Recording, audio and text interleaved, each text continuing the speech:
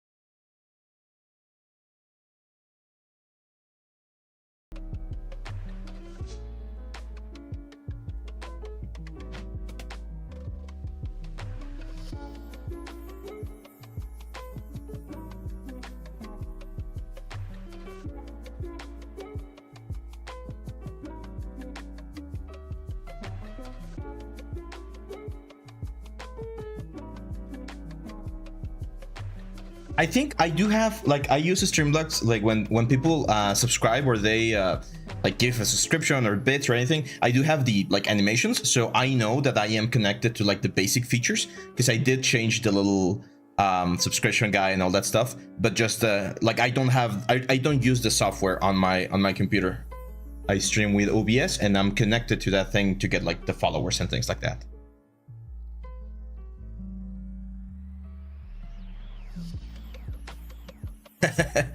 Well, I don't expect to get any sims myself, but let's see how we do today on the art stream. I mean, Twitch is pretty much a lot of girls, right? I mean, there's a lot of cool content out there as well, but unfortunately, there's a little bit of that as well.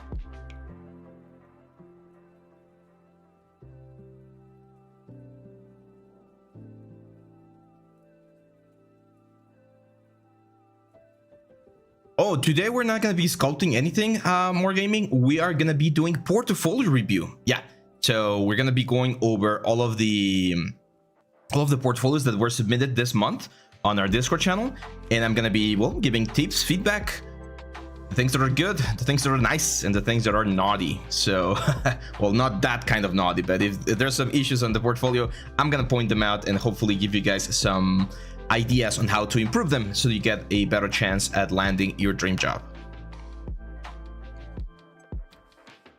XD, what's up, my friend? By the way, today we're gonna have a special event because we are going to have a multi-stream. We're streaming on both YouTube and Twitch. So I have both chats here. If you chat on YouTube or if you chat here on Twitch, I'm gonna be reading your comments, my friends. Yeah. Not Twitch naughty. We would get bad if we do that.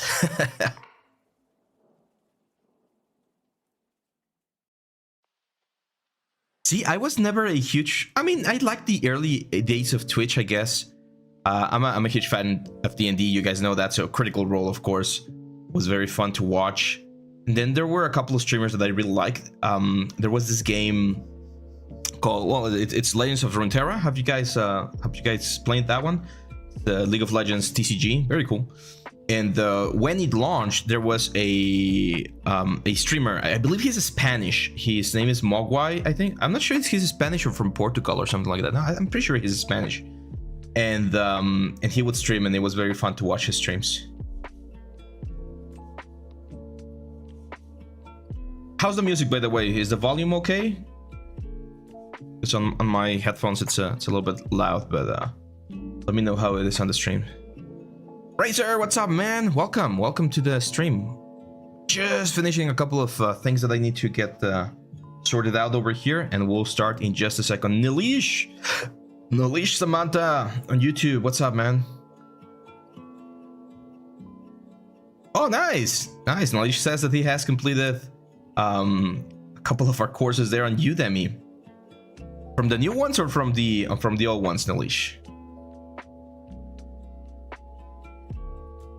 Oh, I had some synthwave music, but the thing is, Racer, we got the copyright claim because YouTube is doing some weird stuff. It was not like illegal or anything. I was actually following some of the guides online, but they changed the algorithm again. So they detected the streaming and it was not working. So I'm just playing it safe today with this. This is from League of Legends as well. This is the creators session, so you can stream, you can do whatever you want with it. They're not gonna copyright claim. You don't even need to credit them or anything. So we're gonna go with some sort of like a lo-fi chill music. Yeah, it's sad. Freaking algorithms, man. I have a cousin of mine. He works in he works at Google, and but he doesn't work at YouTube. Otherwise, we could have some extra leverage there. But no, he works at the marketing thing. Or the shopping. So when you Google something and you get like the shopping tab, he works there, and he was telling me like sometimes we struggle to understand like how things work because it's so many people, so many lines of code, so many things that like change consistently. Lil Child Support, what's up, man? Racer, many submissions. How many do we have? Has anyone counted them? Let me go. I'm gonna count them real quick. December portfolio review, we got 1, 2, 3, 4, 5, 6, 7, 8, 9, 10, 11, 12, 13, 14, 15, 16, 17, 18, 19, 20, 21, 22, 23, 24, 25, 26, 27, 28. Wow, 28 submissions. Yeah. We got 28. Well, I got some good news. Yesterday, I was telling Sarn, here at the studio, we finished a very big project. It's the project that we've been working for the past, what's the word? For the past like 4 or 5 months. That's the thing that has been keeping me pretty much awake and busy. So we finished it yesterday, and that means that I don't have to do anything today but stream. So even if it takes a little bit longer than usual, even if we go over the 2 hours, I'm gonna review every single portfolio, okay? And yeah, we'll review everything, Racer. Every single one.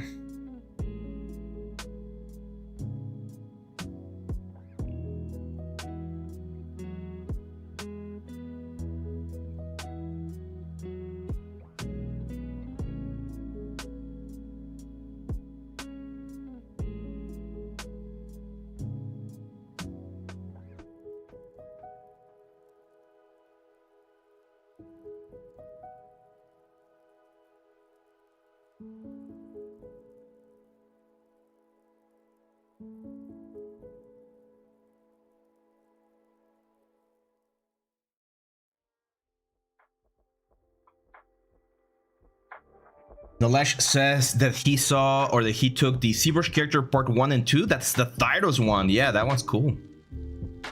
That's from the old, from my old work, so it's not from my newest courses, but it's a very cool one. I definitely want to do something similar now under this new brand, but it's of course gonna have to wait until next year.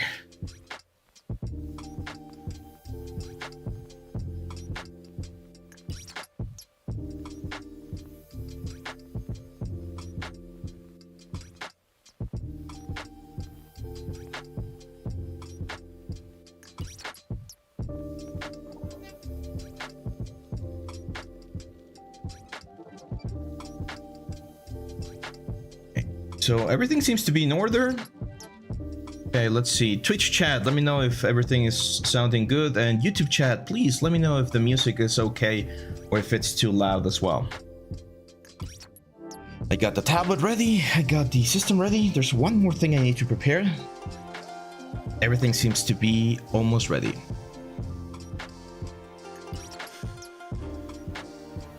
On my TV on Who Wants to Be a Military, there was a question which one of these characters aren't Star Wars characters for which one of these characters aren't Star Wars characters for $20K? A, BB, B, C3PO, D, R2D2, and E, T8-100. And then they're just waiting, asking, well, I mean, that can happen. Registrar Ry1, I never know how to pronounce usernames. It can be a little bit tricky. But welcome, my friend. Welcome to the stream, and thanks for the follow. Racer says, hey, do you have any course on character sculpting for 3D printing, like figures whose parts attached to make them complete figures? I had one back when I was at the old company, but I will make one for next year. So I'll talk a little bit about this when the stream starts. We already have sort of like the schedule for next year. There's been a little bit of a delay due to the project that I mentioned, but we are working. Well, I'm actually very close to finishing the Marvel's Designer course. That one's the one that's going to be releasing on January, and then on February I'm thinking about doing a 3D printing course, and then for March it's probably going to be something related to textures, so probably like marmoset or substance, something like that.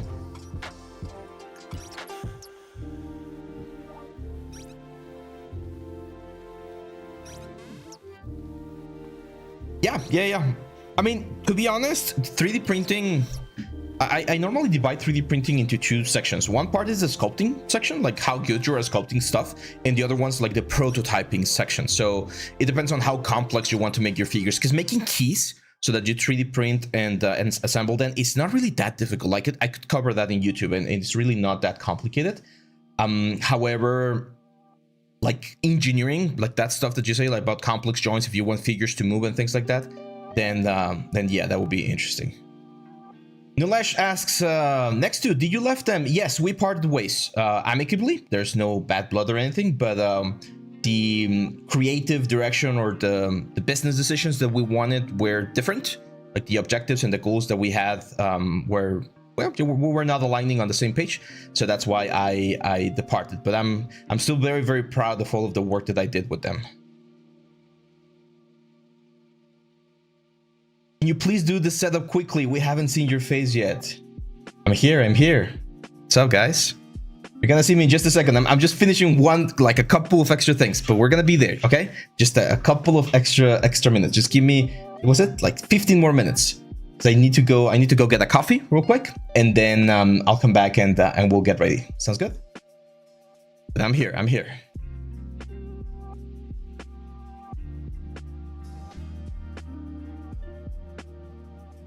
You guys want a studio tour?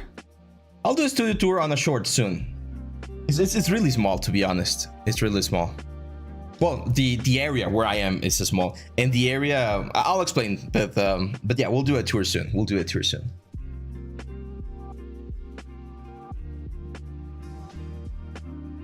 Had some trouble with anatomical good sculpture since it had good muscles. We're really hard and lost the project. Yeah.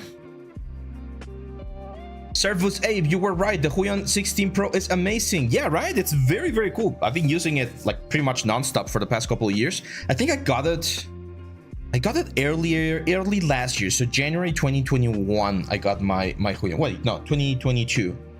I got the Huion 2021. And I am actually thinking if if I can make good money in the next couple of months, I'll probably upgrade to a 24 like 4K screen or something.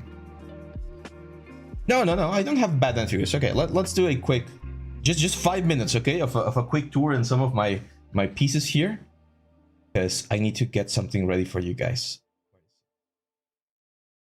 Okay, so here's just a quick tour, right? That's my diploma from Noman. When I graduated in March 2016. I got a lot of D&D stuff, so all of these are my D&D books. I don't play D&D nowadays. We're playing a different system called Pathfinder. Very, very good. This is, of course, the Lich King.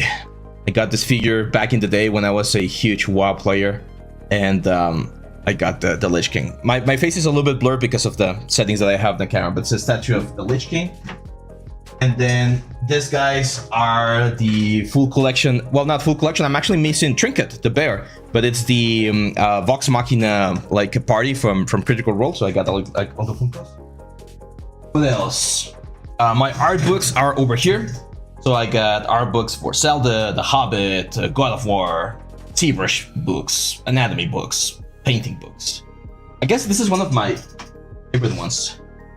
It's a special edition God of War Ascension art book, and it's signed by the whole team. Where's the signatures? So it's signed by the whole team, the whole art team of the Cecil Keem and everyone there.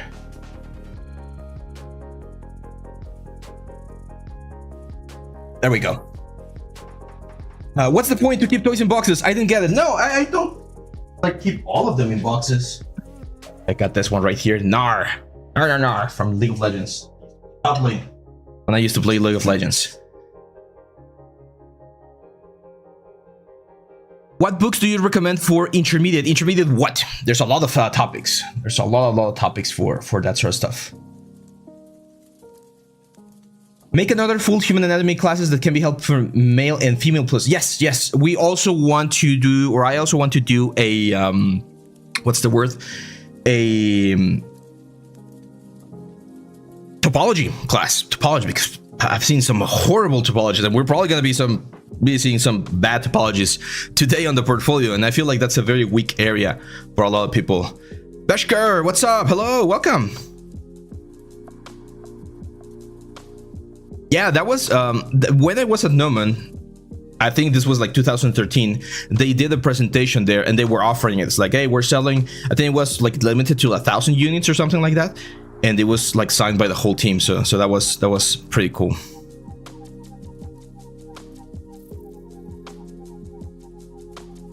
Okay, so this is the last portfolio review of the year, Shanks. That's what I meant by this. The last portfolio review of the year.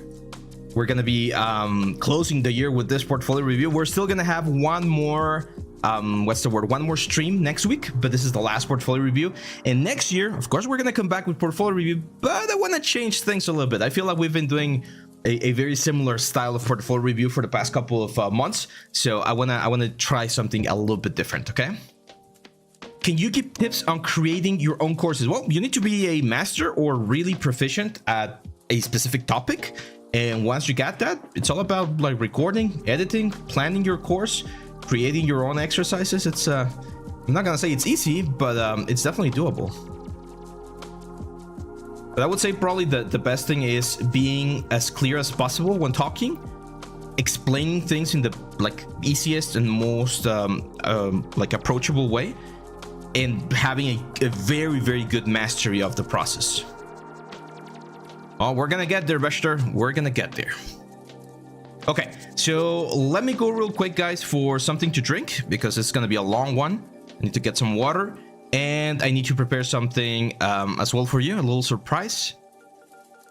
So don't go anywhere, my friends. I'll be seeing you back in just 10 minutes. The stream is not ending or anything, just letting you know that you're probably not gonna hear me.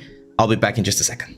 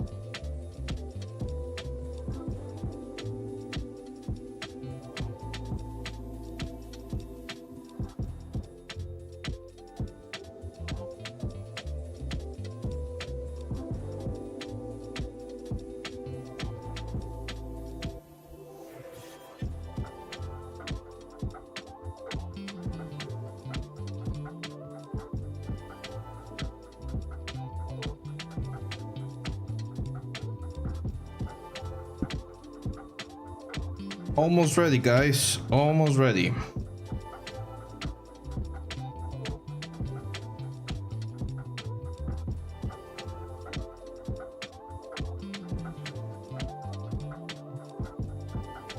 If you want to submit, guys, we're gonna give you access in just a second there on the Discord, and you can submit on the December portfolio review.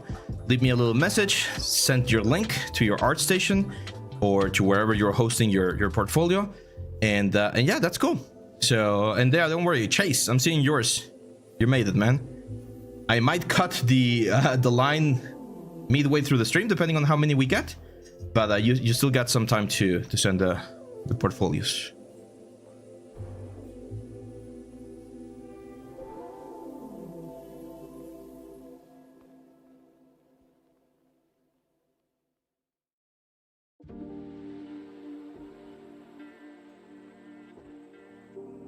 Yeah, don't post on the chat room, guys. It gets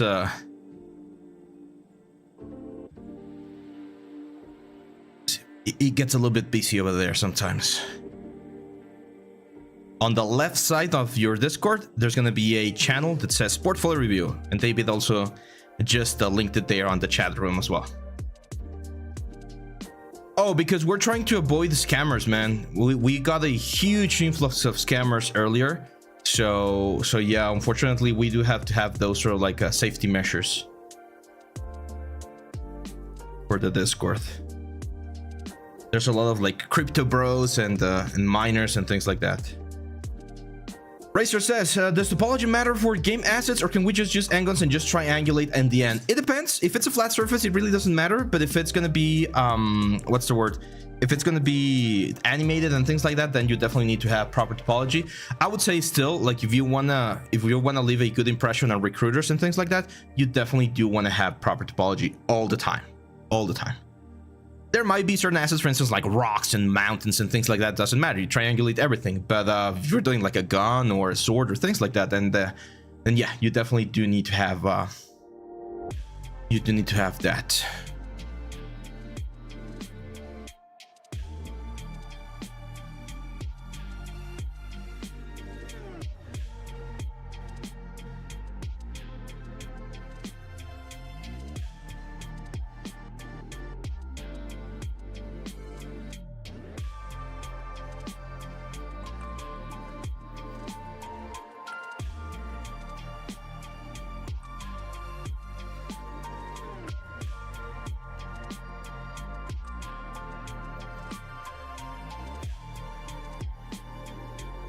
Has there ever been a case where VAT topology caused any issues in the pipeline? Yes, of course. If you bring an n-gon to ZBRUSH, for instance, then you're not going to be able to sculpt. ZBRUSH is going to make a hole there, and it becomes problematic.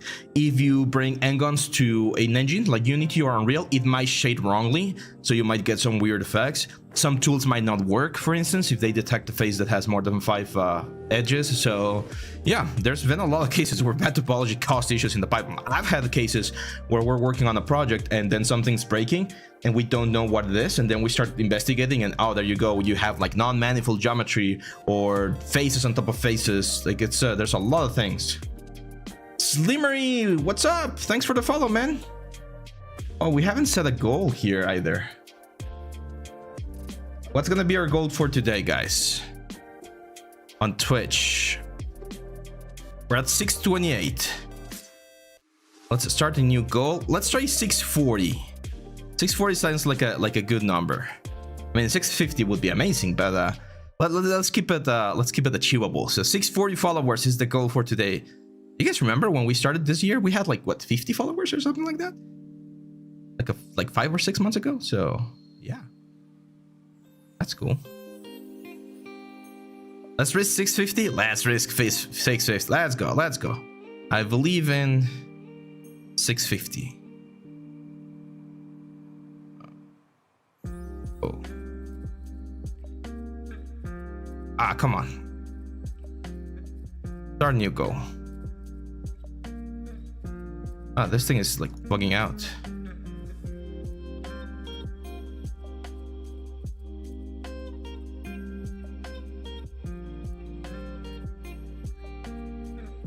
Oh, that's really weird. Mustaches Cactus. Ebola Fry, what's up, guys? Am I gonna sing like the Rudolph the Red-Nosed Reindeer? No, no, no.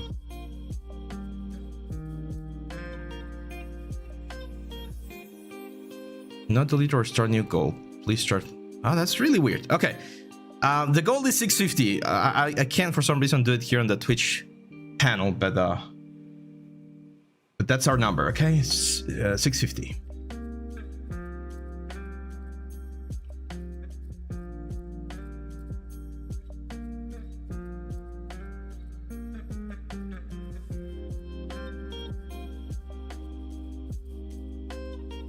Wow, we got 36 viewers already on Twitch? Damn. Damn, girl. How many we have on YouTube? 10 on YouTube. Pick it up, YouTube. Oh, that's 46. Still, that's quite a bit. If you're gonna use basic Maya's Blender materials, you do not UVs. Yeah, that's right. If you're just doing like procedural renders and things like that, there you go. Evnash says, damn, Ave, are you the Santa today? I don't know, maybe. Wow, hi everyone. Yeah, you don't need to UV unwrap everything. You don't need to UV unwrap everything. For instance, cables, right? Like if they're just gonna be black plastic cables, you don't need to unwrap them. You just throw in a shader, and even if you want to add a little bit of like noise on the roughness so it doesn't look perfectly uniform, that's easy to do procedurally. And you can do this on any like engine. Like you can do this in Maya, you can do this in Blender, you can do this in Unreal and Unity, and that's fine because it's not what we call a hero asset. So there's a lot of things that won't need that sort of process. But we are 30 seconds to start our last portfolio review, the last of the year. Gonna have more portfolio reviews next year. But yeah, you guys ready for a good time? Gonna be fun.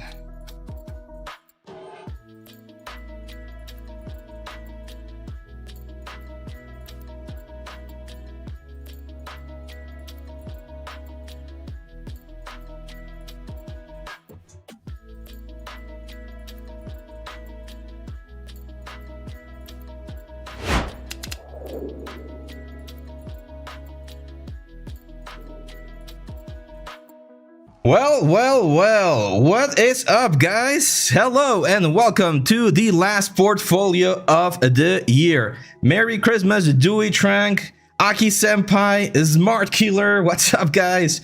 What is up? Today, my friends, we're gonna have portfolio review, and this is a little bit of a special surprise for all of you guys. Today, yeah, we're just having fun, guys. We are having fun. So what's up? Welcome. Today I am going to be reviewing your portfolios. We're going to be going over what you submitted for the past month, and we are going to we're just going to have fun. I'm going to give you tips, I'm going to give you critiques, feedback, what things are good, what things might be bad, and we're going to have a nice time. There we go. The Jewel Father is on the house. Gael, hola, Santa Claus Leo. Yeah, that's right. That is right, guys. A little costume. I've had this costume for a while, actually. I a couple of years ago, like, oh, not a couple, like 6 or 7 years ago, I dressed like Santa for my little cousins. So yeah.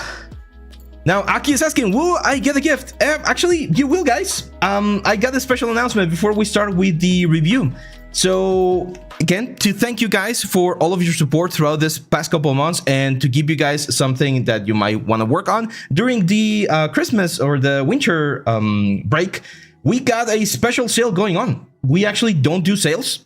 If you guys haven't followed me, I don't do sales, I don't do coupons or anything, but we are having a winter sale. So if you have not checked any of my courses so far, the Blender course to create weapons for games, the Stylized character creation course, or the little Maya introduction course to understand the ins and outs of Maya, all of the courses are going to be at the lowest price for your particular like place, and it's going to be available from today until the 27th. So we're going to be linking the little codes in just a second. The code is Xmas, XMAS 2023. If you're in YouTube, it's on the description of the live stream. You can find those there as well. And yeah, and the next course, as I told you guys, the Marvelous Designer course, that one's going to be launching on January, and we do have some cool things planned for that one. We're going to be changing things a little bit. I spoiled this a little bit yesterday, but we're not gonna be publishing that one on Udemy, because Udemy, even though it's a great platform, it doesn't give us as many like options to give away things or help you guys get the course in other like ways. So we're gonna be exploring other options. Okay, I'll let you guys know a little bit more about that once we get there. But for now, if you're missing one of these courses, if you want to learn the basics of Blender, ZBRUSH, or Maya, these guys are gonna be available for the next 5 days at the maximum discount available. So yeah, make sure to check them out. So yeah, we're creating the Aveliel Academy. That's a no-brainer. I'm not sure about subscription. We'll have to think about it, but the tool that we're going for, it does have the option to have some subscription thing, so that might be a cool thing as well. Okay, so that's it. Enough of marketing. Again, if you want this, the codes are there on the chat. They are in the description, and they're gonna be on the chat room as well on the server. So let's go with our first portfolio of the day. This is Suref. He says, "Hello, Abe. I'm really excited for your feedback on this version of my portfolio. I've made a few new assets since the last time I uploaded to the portfolio, so thank you in advance and looking forward to learning." And we got Creeper69. Thanks for the follow, man. And Gabe Sire, thanks for the follow as well. I missed you on that one. Do it trying 3D. Let's go. What up? What up? Okay, so we're gonna start with Prathamesh Jadaf. Okay, now I do believe we've seen some of his stuff before. I can definitely see some works of mine or the tutorials that I've done, like this demon character right here, the fogling over here. I like the new presentation, like this right here, look a little bit like nicer. Like the presentation is just a little bit nicer. This medieval environment, this is the one that Arash did, I think, right? It's another course, and it's a good result. I like it. It's a little bit too saturated, I would say, and certain things like this empty wall looks a little bit weird. What I would do for this composition is, again, play a little bit with the filter so that it's not as punchy, and just bring the camera in a little bit more so that you don't see this thing right here, okay? So we don't want to see like this empty areas on the side. This actually looks a little bit more balanced on the colors. I still think it's a little bit too saturated. I'm a little bit worried about the optimization as well. These kits are great. I think the kits are really good. I'm not so sure about the final result right here, but it's a good piece. Now, this one I really like. I'm a huge fan of Lord of the Rings as well. Very, very huge fan. So this one's nice. Again, I'm a little bit worried about composition, and I'm a little bit worried about presentation. What do I mean by this? Well, if you guys take a look at this, let me just bring this lower a little bit. There we go. If you check this whole thing out, there's a lot of assets, but not all of them are playing nicely, right? Like all of the foliage right here looks very flat. There doesn't seem to be a lot of volume. We have a lot of grass on the house. Here's another thing. Like I can see that it says DJ shop or something, or DI shop. Like I'm not sure why you decided to use Comic Sans for the font on this one. If you're gonna be using something, the ideal thing is to always make it cohesive in style and in design, right? So this to me seems like a lot of like good ideas, but they don't really like weld or match together.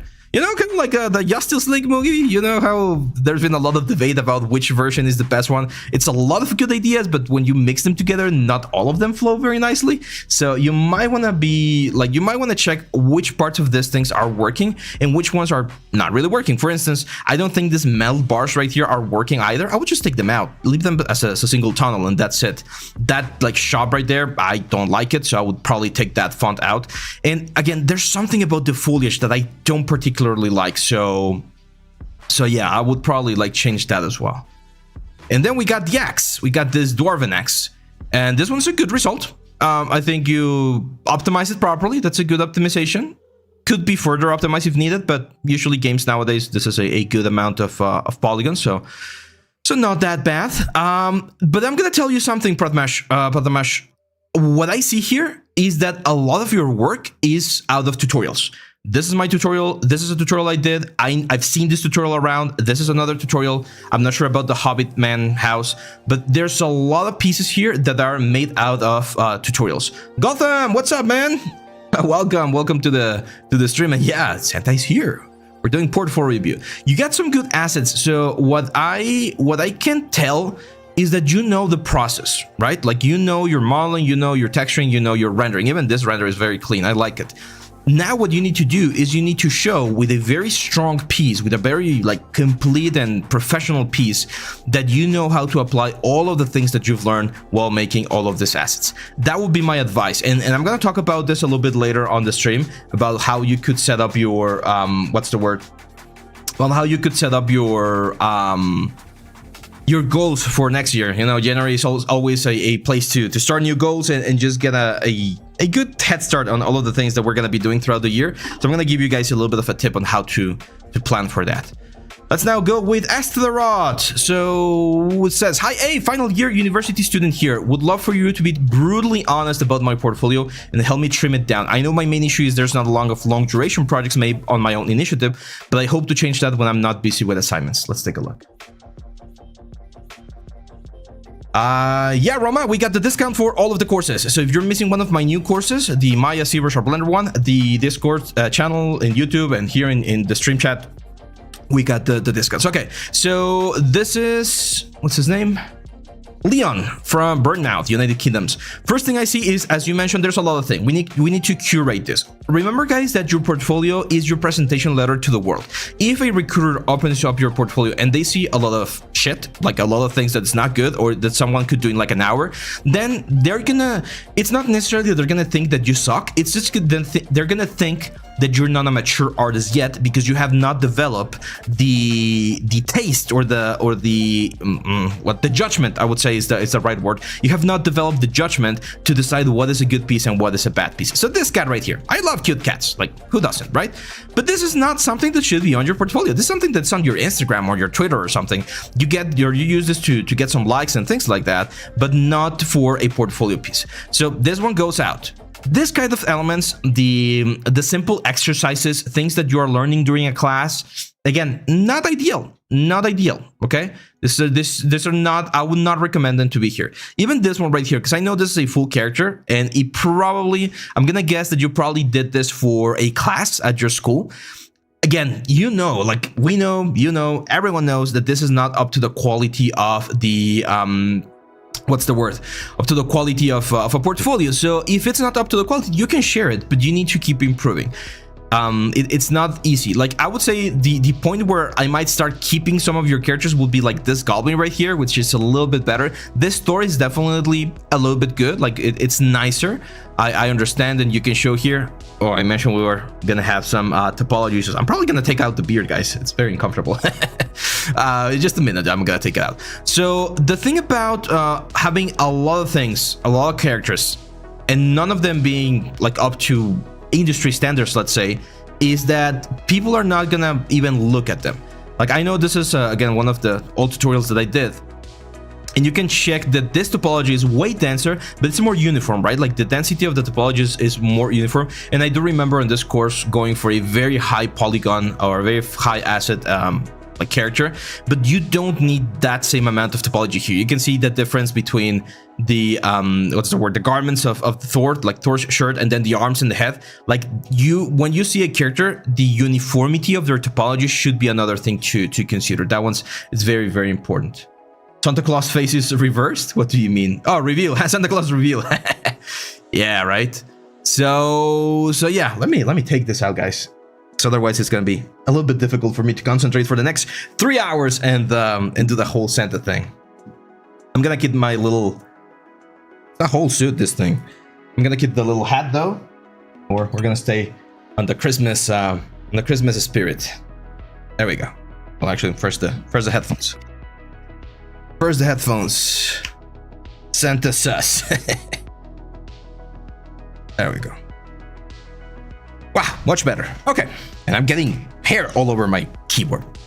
Okay, so yeah, the thing about, again, characters is that characters are one of the trickiest things or the more difficult things to land a job straight out of school, because the amount of knowledge that you need to have about like characters, anatomy, proportions, and all of those things, they're one of those elements that takes quite a bit of time to practice and to do.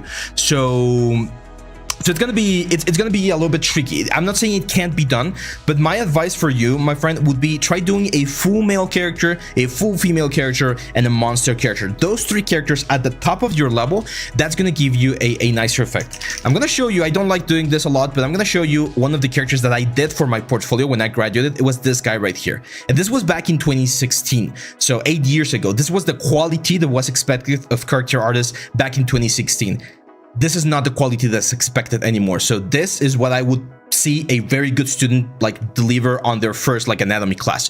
So of course the level of skills that are required from the industry will increase as time goes by, and it will increase due to 2 things. We have more knowledge as a society, and the tools that we have are way easier as well. So back in the day, we didn't have UDEMs as easily, the retopology was very slow, the poly count was very difficult to work with, so there were a lot of things that you might have issues with.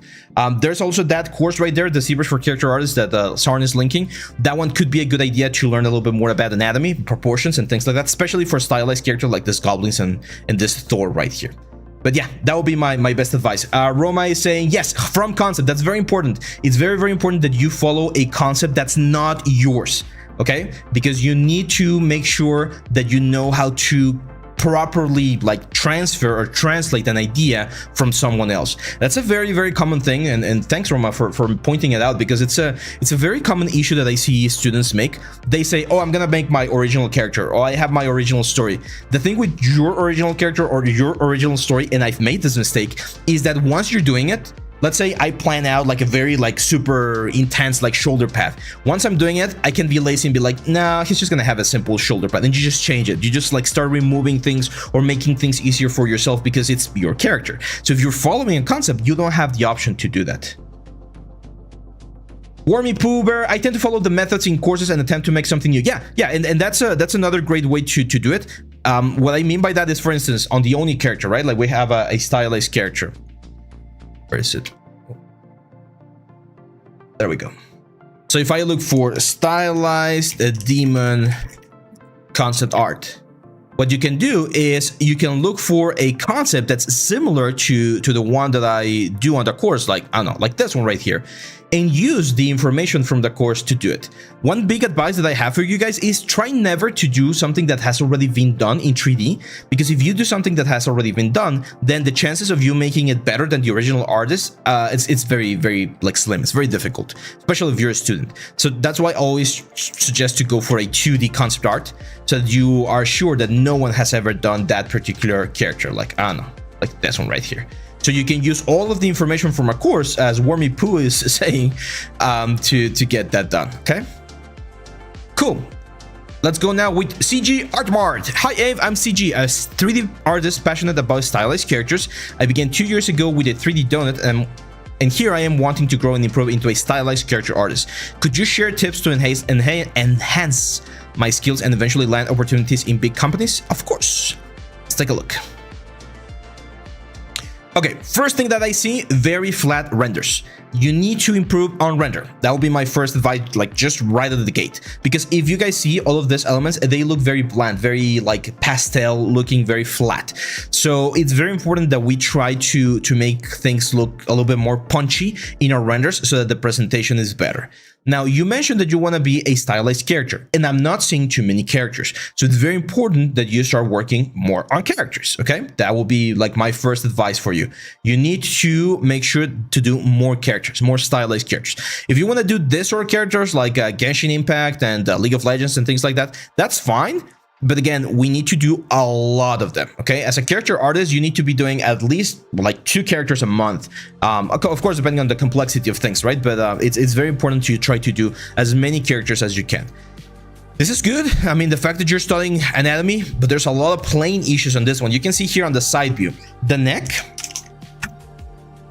when you're drawing a face or a head, the neck always goes back on an angle with the neck like this. And then the chest goes on the opposite angle, like this.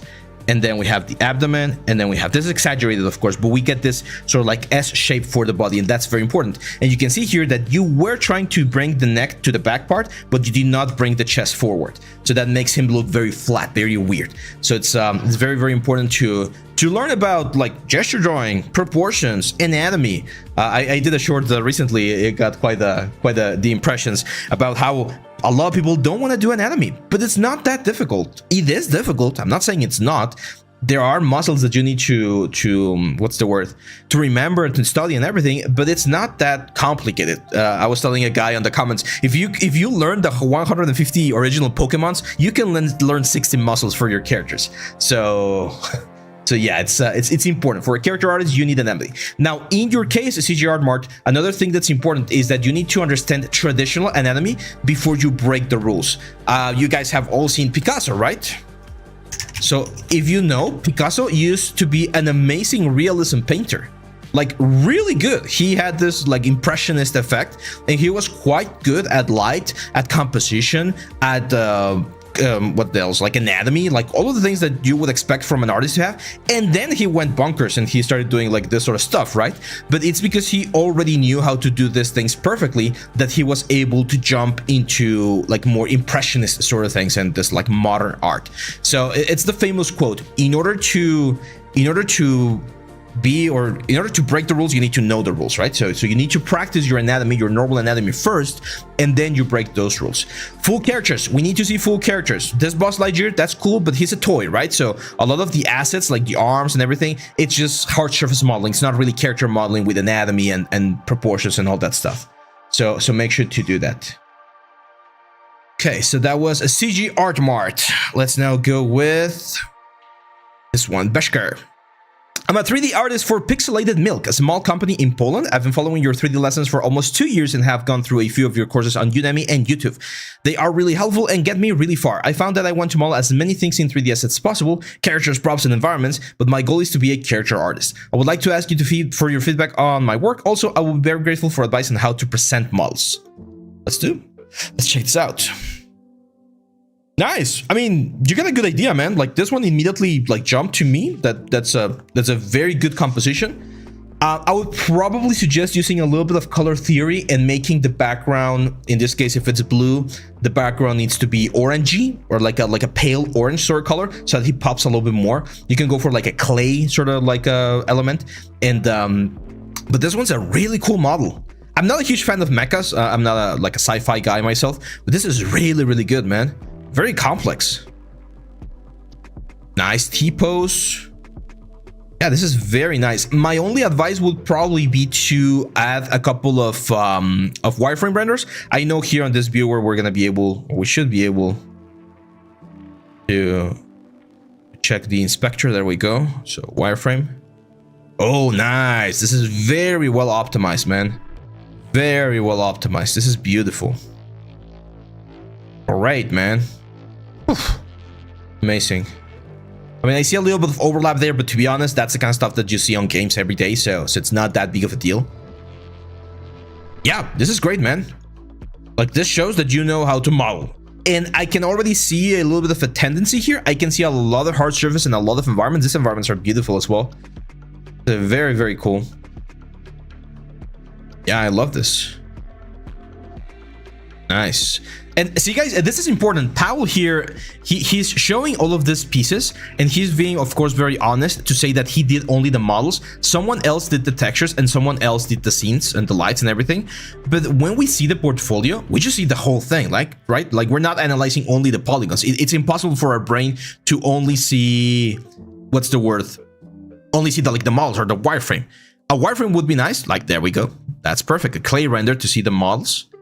But you can see how much more impressive this thing looked with textures and everything. And even though Powell did not do the model or the textures and the light, he still kind of gets the credit. And this is something that I see a lot of like very like artists that are working on movies. Like, they will show you the final scene of like Iron Man versus the Hulk, and they'll be like, I modeled Iron Man.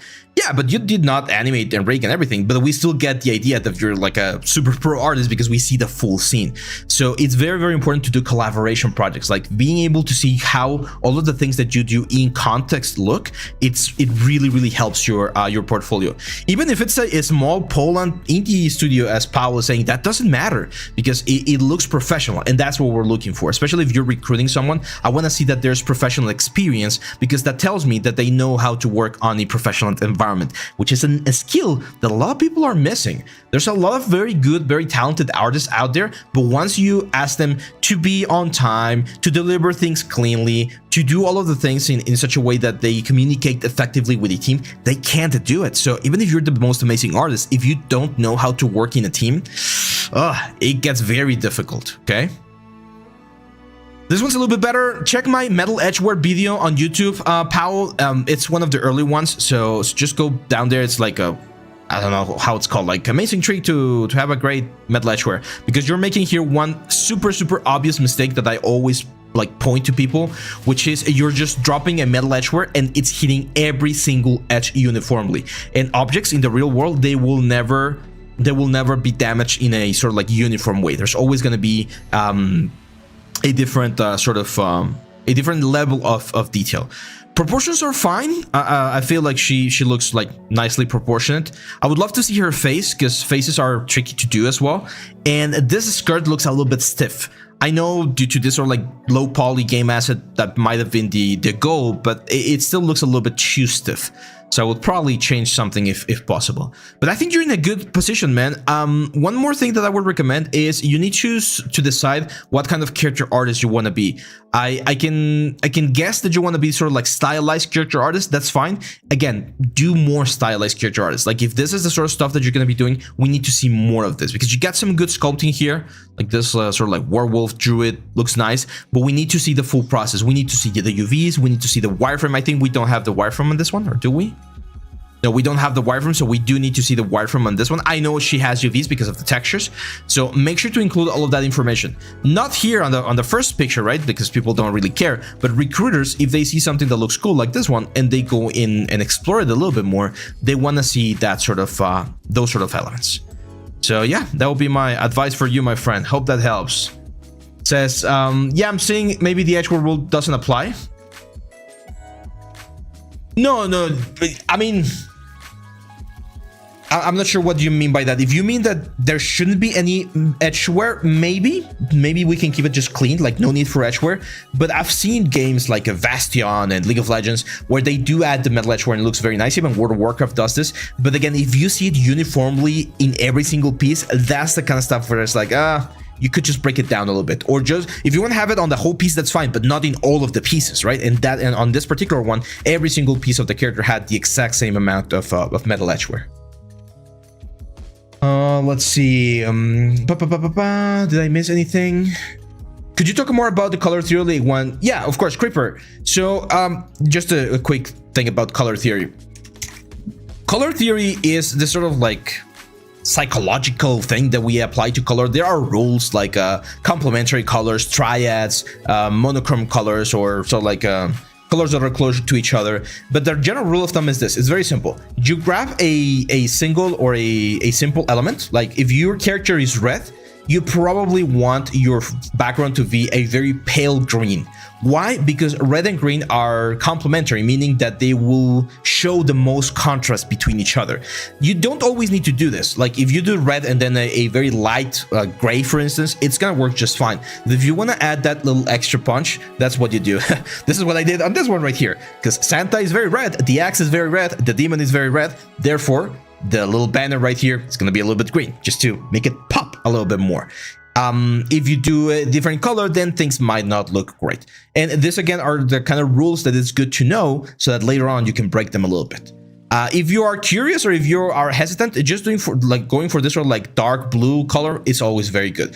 But again, keep in mind, if your character is light, like this one right here, you want to have a dark background. If your character is dark, you probably want to have a light background so that it pops. You want to see contrast and you want to be able to differentiate your character from the background. Like on this one, we missed that because both elements, both the character and the background, are in a very similar sort of like tone. So you definitely want to change things a little bit. Burke, what's up? What's up, Burke? Hello. Been a long time, man. Welcome to the stream. See, we were discussing, David and I, about whether or not it was going to be a good idea to do the multi-stream. But I said, like, yeah, it's I mean, there's people on YouTube that don't like Twitch, and there's people on Twitch that might not like YouTube, so we can do both. There you go, Creeper. Glad that helped. Let's see. Hey, Ave, just added another piece, so I want your opinions on it. I took your advice on some of the formatting of the post and also removed some old work. I plan on adding 3 to 4 pieces in the next few months, so if you could tell me which ones to remove right now, thanks. Let's take a look. Okay, cool. Yeah, so at the first glance, I would remove the palm trees. I believe we already went through this one. So the palm trees and probably this little stylized inspired ballroom, because again, the colors are very saturated. It looks like very sort of like beginner level work. This one, it's weird, man. You're doing something weird with this one because it's very identifiable, right? Like we all know it's the band from Breaking Bad. But when you look at the model and the scene, it's not great. Like it's not a great like van, because I've seen other of your stuff and some of your other work is very, very tight, like this one right here. But when you see the thumbnail, it just looks cool. So this is one of those things that I would not take out. Just keep it there. Again, it might not be your best model or your best texture work, but just because it's so identifiable, it helps like you remember your portfolio. So Roma says, I don't like Twitch. I would say hate it. I mean, it's got some cool stuff. There we go. So this one's beautiful. I love this one. This one is really good. Look at this, guys. If you're doing props, this is the level that you want to have. My only advice would be to add a couple more divisions to the ropes. They look a little bit low poly in certain areas, but the texture that you did on the boat, man, really good. Really good. Like I could see this on a game any day. We will need to see only the poly count. Now, I believe this is your new one, this dirt bike. Okay. It's definitely very grungy, very muddy on the textures, which again, if that's the way to go, that's fine. See, I don't love using mannequins like this because I feel like if they're not up to the same level as the asset, then they take away from the asset because your asset is really good. So to be honest, man, I would just take the driver out. Just keep the motorcycle. The motorcycle and the render looks very good. Like this one looks very nice. Probably like a background like what we talked about, like a light background. So this like punches a little bit more. That would be very cool. So seems this boat tutorial is from Poly Render Guy. I haven't heard about that one, but yeah. If it's from a tutorial, then again, my same advice applies as we've mentioned before. With all of the things that you learn from this one, try doing something on your own. Okay. This gun, I love it. Very cool. Very nice. Not bad. And this one, I've mentioned this one before. This is a really good one. It's a really good game asset. Like I could see this on a Fallout game. You guys can see like look at how much optimized this thing is. Probably has like I don't know, like 1,000 triangles. There you go, less than 1,000 triangles, and look how much detail he was able to get there. I would say nowadays you don't need to go this low poly. You can definitely like keep your stuff a little bit higher on the poly count, and you're gonna be fine. But it's a really good one. So yeah, as for your question, which ones would I take out? This one and this one. This one, it's again, it's weird. It's kind of like the Breaking Bad scene. It's a nice composition. It's a nice render. I like this sort of like a sunset vibe. I don't love the samurai. It's very low poly. Can you take it out, Mile? I'm not sure if Milo's watching, but Mile, if you are watching, I would just take out the paladin or the samurai. Always thinking about fantasy. So yeah, I would probably do that.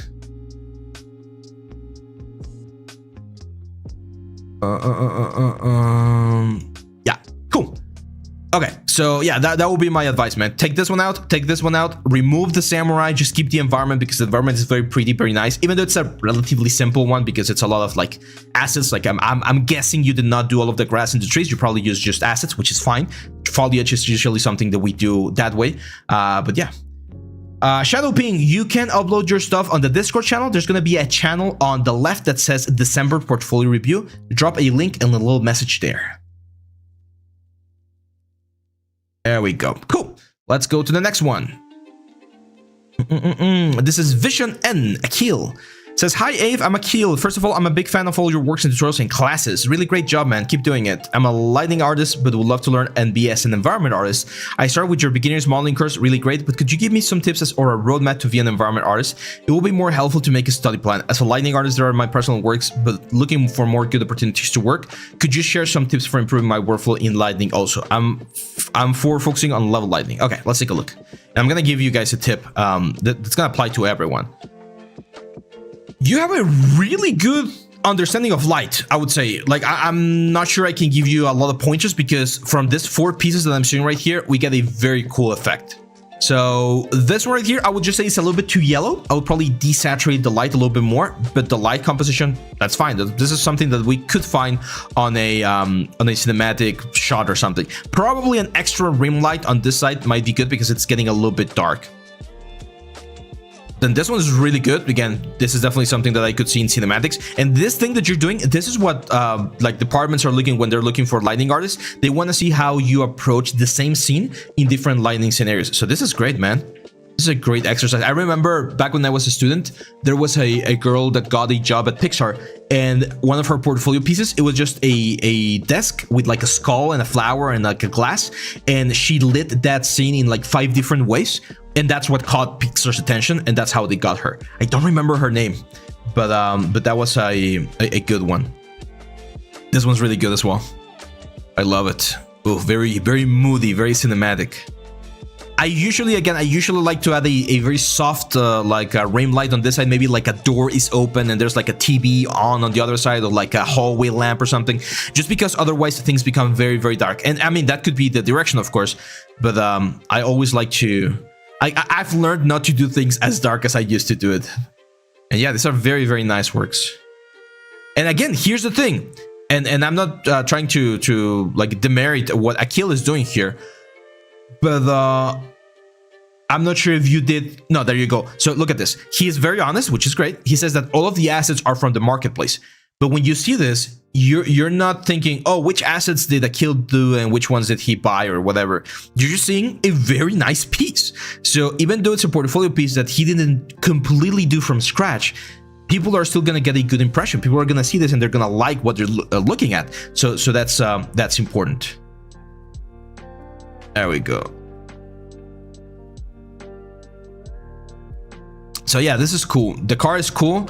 Now, here's because Akil has a very great question. He says, what should be a roadmap to be an environment artist?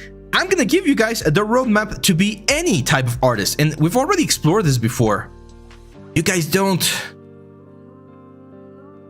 forget about this, or you're not subscribed to the YouTube channel, and that's why you don't see it. Where is it? Got it over here. Give me 1 second.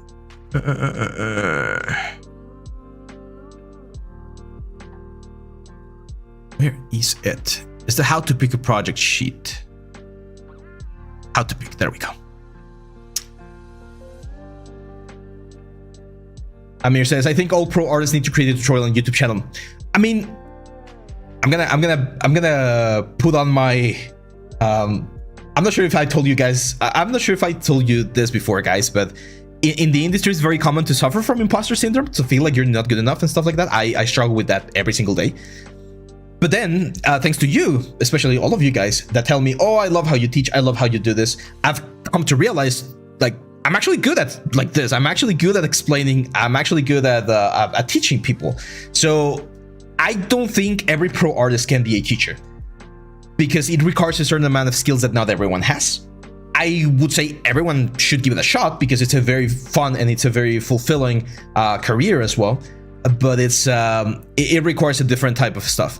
Imposter syndrome is when you feel like you don't belong. So let's say you've been working on the game industry for like 5 years and you still feel like you don't belong and that everyone else is way better than you. Emir, thanks for the sub, man. Oh, wow. Thank you. So that's a very common. But again, if you need to understand that even though imposter syndrome sucks, you're still moving forward, you're still learning, you're still growing, and all of the things that you've learned and all of the work that you've done, it's there. So even if your imposter syndrome is telling you, oh, you suck or whatever, you are improving. You just need to like shut it up and keep working, keep grinding. Yeah, it is very frustrating, but here's the trick. if you want to improve in any type of career or any type of skill, this does not only apply to 3D, it applies to absolutely everything, every skill in life.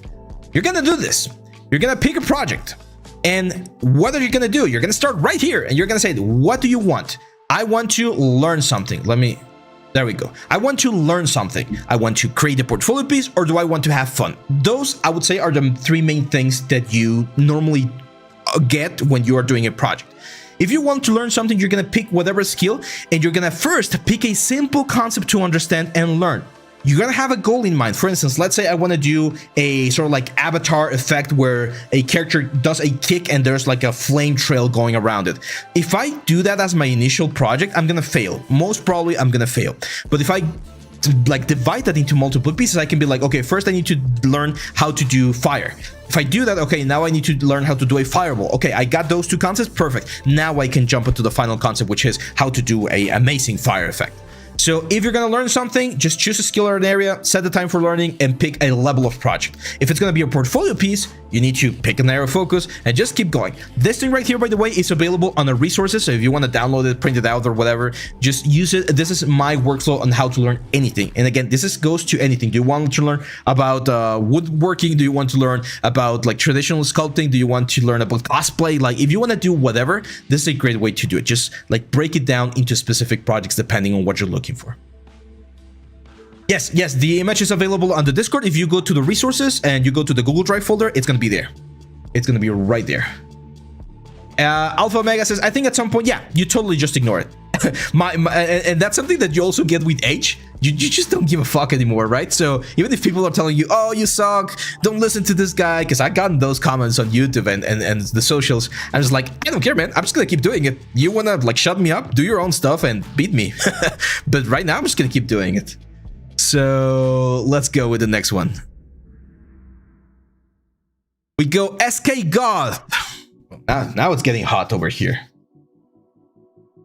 Get some water real quick.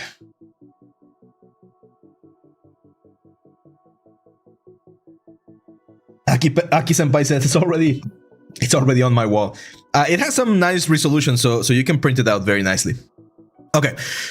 So it says, hello Eve, I'm Hitashin, a 16-year-old student. First of all, thank you for making awesome content. I started Blender almost 3 years ago, but took it seriously this year. I'm making an FPS shooter game, so for it I started making weapon models. I'm currently trying to improve my topology and overall modeling and texturing skills, and I want to get some guidance on how can I improve my portfolio. Let's take a look. Okay, first impression, again, we got some cool pieces, and we got some pieces that don't really need to be here anymore. Especially these two guys right here.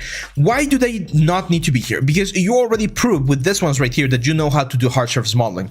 So a simple model like this AirPods, it's really not necessary. I mean, it's a good animation, but this is something that I would expect to see from a portfolio about like product design and product presentation. So if you want to work in marketing, doing ads for companies and things like that, then this one's really good. But if you want to be a prop artist for games, then this is the kind of stuff that I'm actually looking for.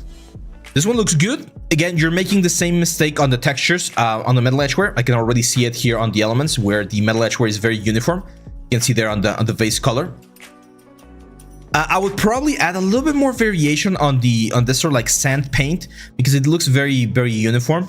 I'm not gonna say dull, but it looks uniform. So I would like to see this sort of like visual interest that we have on the metal, on the paint job as well, because the scratches and everything, they look good. And there we go. I was gonna say I'm not seeing any topology, but there is. I would suggest having some still shots of the topology as well and a poly count. Do we have a poly count? No, we don't have a poly count. So just a number, just to know how like high poly or low poly these are. This is very like traditional. This looks good. Another important thing, this is something that not a lot of people who are doing guns take into account, but animation is very important. So you need to make sure that the cartridge, that the trigger, that the hammer, that the size, like everything is modeled and created in such a way that you could animate it. Because there's a lot of animations that you can do with weapons. Like this thing right here, it needs to slide back, and this thing right here, it needs to slide as well. So yeah, there's a lot of things that you need to take into account, but this is a really good model, man. This is a nice one. 21k says Smart Killer. Okay, 21k it's fine. That's actually like on the, I would say on the realm of things. Burke on YouTube is asking if we're gonna have some cinematic cloud simulation. Yes. The main, what's the word? The main like bulk of the tutorial is going to be about the basics of Marvel Designer, how to create a full character with garments and everything. But then I'm going to have a final chapter where I'm going to be doing like a lot of specific things. And one of those is going to be cloth simulation, how to rig something very easily in Maya or Blender, bring it into Marvelous, do the fitting, do the animation, and then export it back so that we can see the whole thing. That's going to be like on the extra chapter, because for the character, we're not gonna do it because we don't have the control rig. So I will probably again take this ones out, my friend, the AirPods and the headphones. This one's right here, just to make sure that we get a clean, just so that it's easier for everyone to know that you want to be doing this sort of stuff. Now, you do mention something here, and I'm gonna be a little bit of a mood killer. I don't like to do this, but it's very difficult to do a full game. Okay, so I know you say that you want to make an FPS shooter. My question would be why? Like, if you want to make a game, is it because you want to do the programming of the game? Or is it because you want to do the art of the game? Because it's very, very, very, not difficult, but it's not very common for someone, for a single person, to do all of the process for a game. Or at least not to this level, right? Because the level that you're presenting right here, this is close to a AAA game level. So if you're going to be doing this level of modeling and you are going to be doing the same level of programming as in any Call of Duty, then doing a full game just by yourself, it's almost impossible. Okay, it's very, very difficult.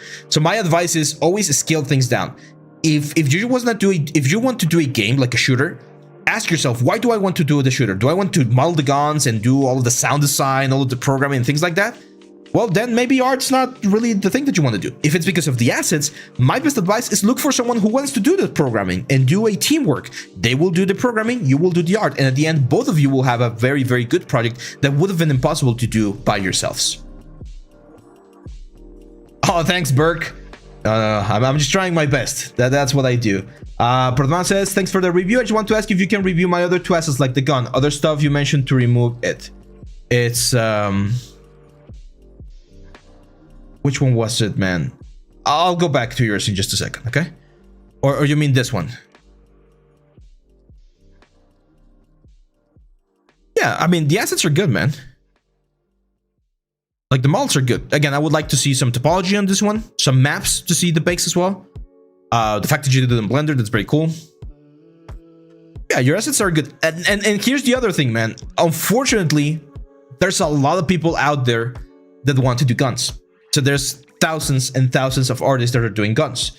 So that's why I recommend, if you want to do art for games and you want to do a shooter, do other things. Do a factory, do a truck, do the environment, do like a dock. I don't know, like there's a lot of things that you can do about like an FPS shooter that's not only guns, because there's a lot of guns out there.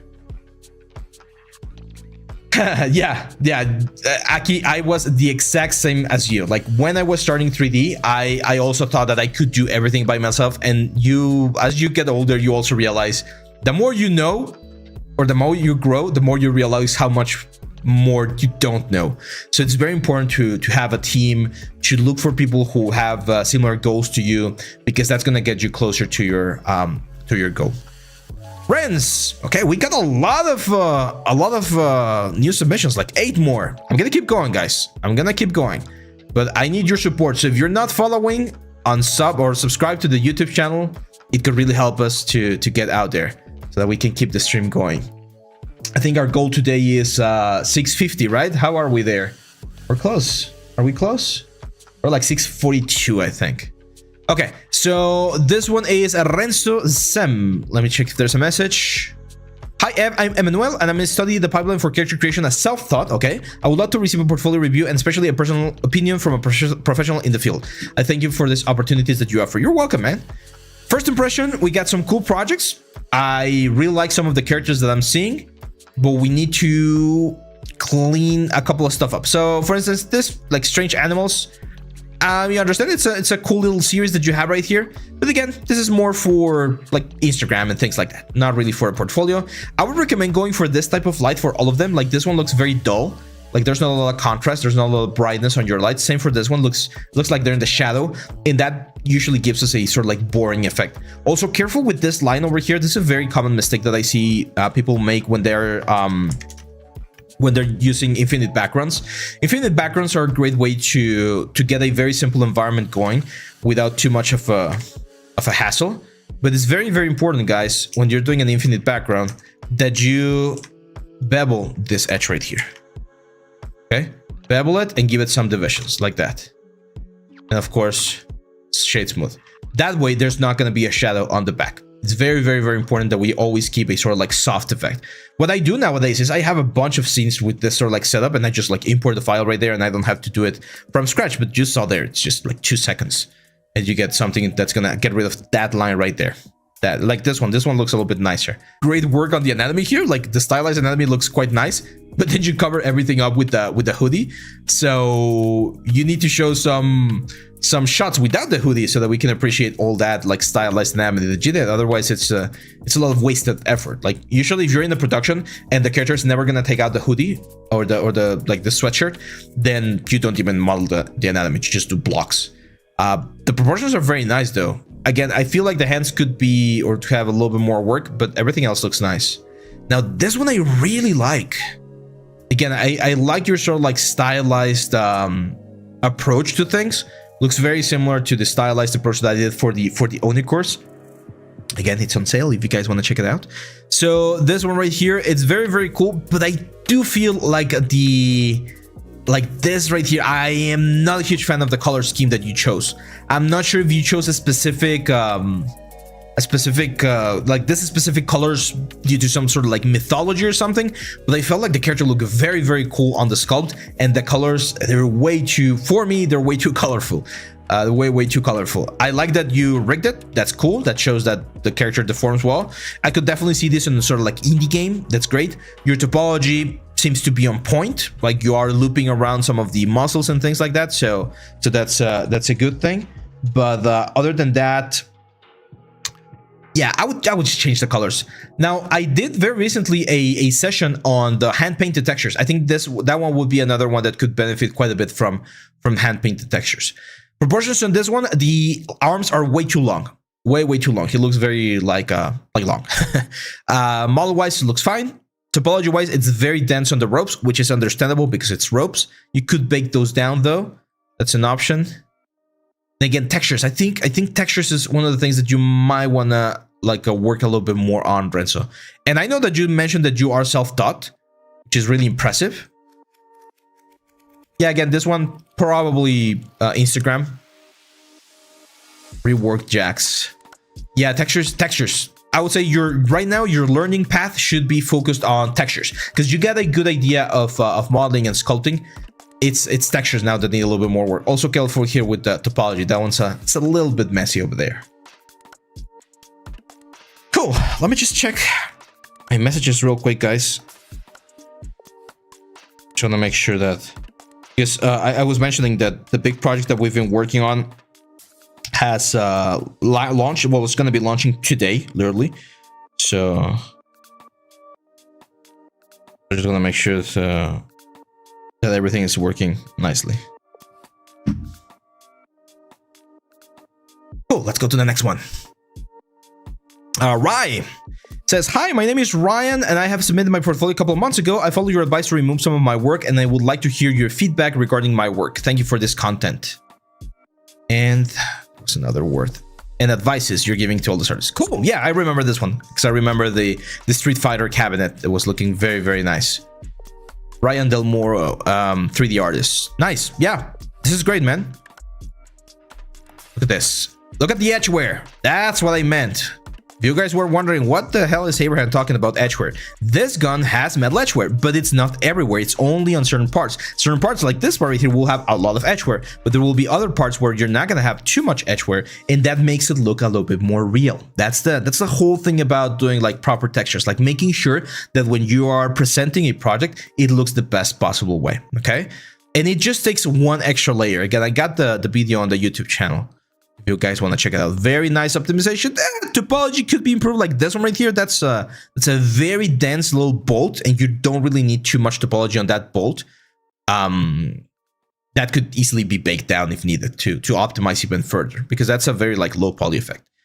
Now this one's an interesting one. I'm gonna give you my thoughts about this one. It's an interesting one because it's done nicely. Like I could definitely see this on a game. It's fine, but it's so simple, right? Like this is again like an exercise that you could do in like a day probably.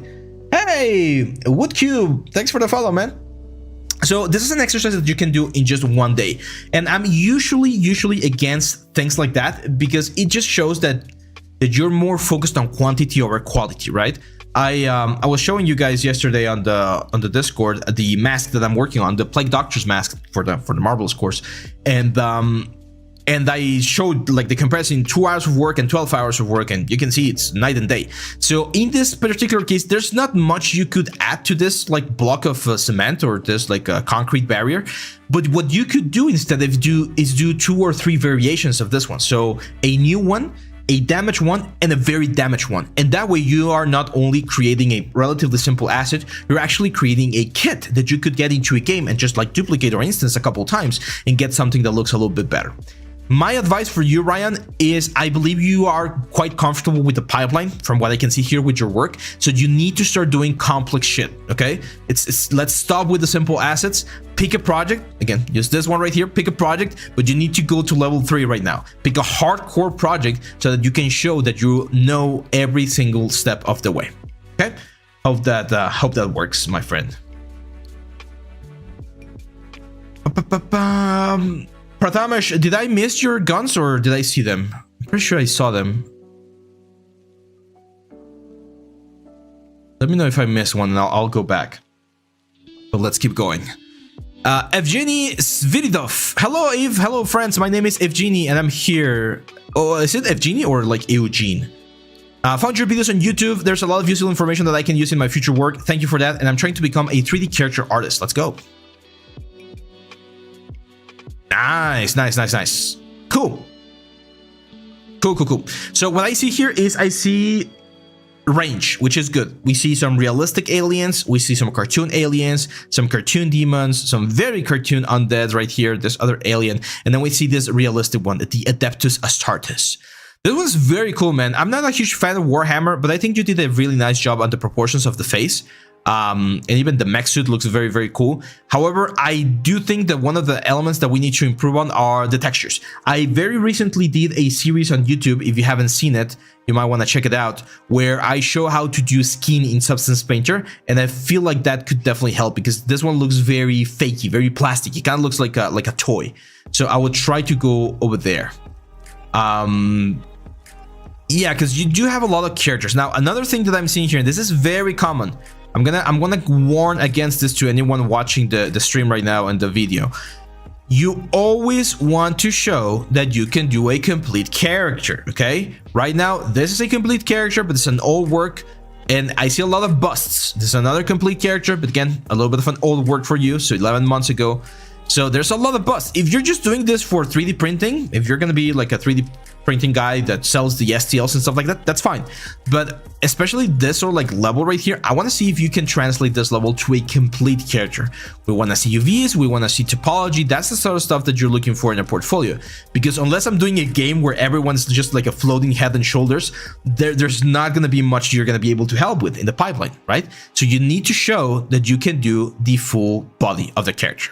I understand why we do busts, because it's faster, you don't need to spend as much time, but now I feel like you have like enough skills and enough tools so that you can start doing complete characters. And again, my advice for a character artist is very important, is very like simple. Do a full male character, do a full female character, and do a full creature character, like a monster, zombie, orc, whatever.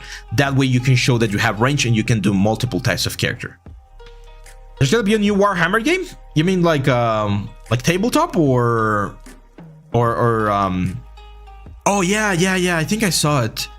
They announced it last year, didn't they, on the Game Awards, I think? We'll have to see. Okay, let's go with the next one. It says, hello, I'm Patrick, and I joined the 3D world earlier this year. That's why my portfolio is not that big, but I would be very grateful to hear some advices about my current work. My dream is to create AAA games, cinematic movies from my fantasy project and to work in this creative industry. Let's take a look. Patrick Kosak. Cool. Okay, so first things first, don't mix your portfolios. You don't want to do 3D stuff and 2D stuff in the same place. So I can see you have some interesting like drawings right here.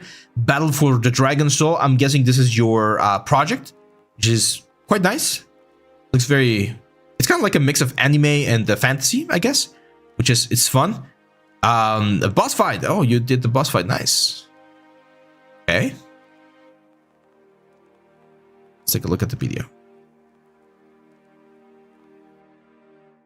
Nice. See, I talked about this recently on one of my shorts. It's always cool when you work on a project that you're passionate about. So if you're doing a passion project like this story of yours, that's great. However, I do think that we need to spend a little bit more time on our fundamentals for the 3D world, because what I'm seeing here is that the forms of the character, the textures of the character, the lighting, the UVs, there's a lot of things that are breaking, okay? You can see it right here on the wing. See how we have this smooth section and then we have this broken section and then we see some like nice like noise detail. That probably means that the UV is not working properly. So I would strongly recommend that you get either the Blender course or the ZBRUSH course, because I go over the pipeline, the proper pipeline that you need to follow when you're doing any kind of asset, which is high poly, low poly, UVs, texture, render, so that you can utilize this. This is way too dense, man. Like way too dense. I'm not sure if this is like subdivision preview. It probably is, because you're using some sort of displacement, it looks like. But you definitely need to go back to the fundamentals of sculpting to make sure that the things that you're doing look good. Because again, this looks nice. You show this to someone that has never done 3D before, and they're gonna be like, "Oh, that's cool." But then you show this to a professional or people who like us that are in the 3D world, and we can pinpoint things that need a lot of work. The spikes are just like pushing out of the neck. There needs to be a little bit more work. I haven't done a dragon. I think the next ZBRUSH course that I do, I think a dragon might be good, because I haven't done a creature in a while. This one looks a little bit better. I can see that you're working a little bit more on the form, but I would need to ask you, are you using a base mesh or did you start it from scratch? If you started from scratch, then this definitely shows a lot of improvement. But again, we need to keep working on it, okay? Yeah, follow the how to pick a project guide and pick one project. You can do a passion project. And one thing that I used to do, I haven't done it recently, but one thing I used to do is every year I would do the exact same like project. I had like a goblin warrior that I did like several years, or actually I have the Rock as well, the sort of like water guy that I've done like 2 or 3 times already. And it's a good way to see your improvement, but you should always be looking for some information to keep improving on those skills. Let's go with a Revan SG. We don't have a message. We just have a tractor. Let's take a look at the tractor. Revan Sidapa. Okay. I mean, first impression, looks good. It's a nice tractor. It's a lot of details. It kind of looks a little bit stylish or stylized. It doesn't look like super real, because I feel like we're missing a lot of like cables and components, but it's a good asset. It's dense, so this probably wouldn't be for a game. It's probably going to be for some sort of like cinematic. I know you say here that this is a game asset. I would consider this to be quite smooth to be a game asset. I mean, it can work. I'm not seeing a exact poly count, so I would need to know what's the poly count for this whole thing. But it's a good asset, man. I don't know, it looks a little bit sci-fi-ish. Like, I don't understand how the wheels on the back are going to be turning. They seem to be missing like an axle or something. Unless they're not turning and they're just there for support. But I'm not a tractor guy, so so I don't know the full ins and outs of the whole thing. But it's a good asset. I like it.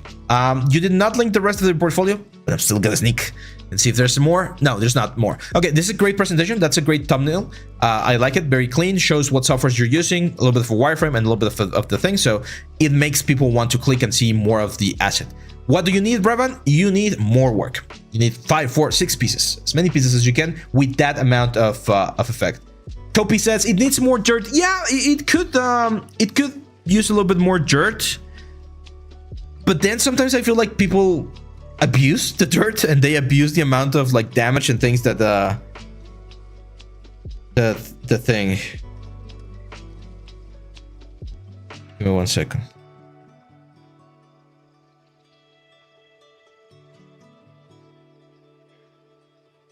Just 1 second, guys.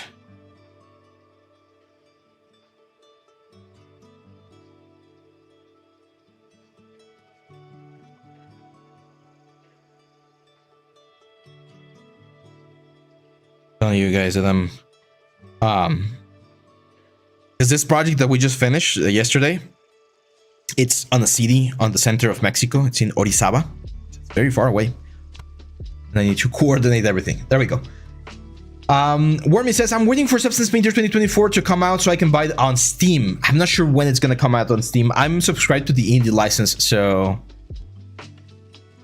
we get the updates there. Gael, are you there?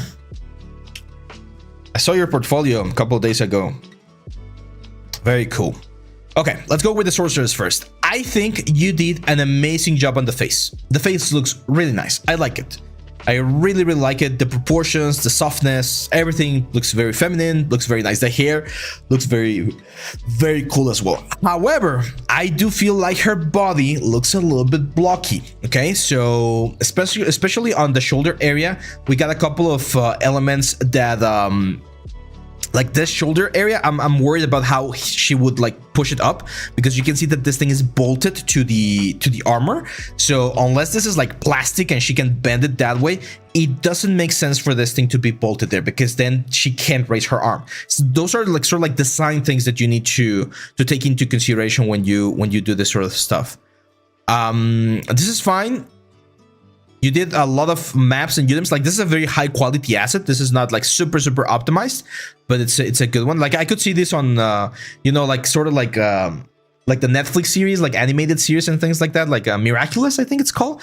So she could definitely be rigged to be on that specific sort of like assets, because for a game character, I do feel like she's a little bit high poly for the amount of detail that we have. I also feel like her arms are a little bit long. I'm not sure if it's the focal length of the camera, but here, especially on this shot, you can see that the arms look very long. So that's something that we need to take care about. Now, I'm gonna give you an advice here. You need to pay way more attention to the concept, or don't shoot yourself on the foot. What do I mean by this? This is a great concept by C. by Jihai Park, but the difference is like night and day, because this is a stylized, right? You did a stylized version of that concept, and the concept is a realistic sort of like version of the concept. Like, I can see this character on Baldur's Gate 3. I could see it on Dragon Age. I could see it on a fantasy AAA realistic game, Elden Ring. I don't know, things like that.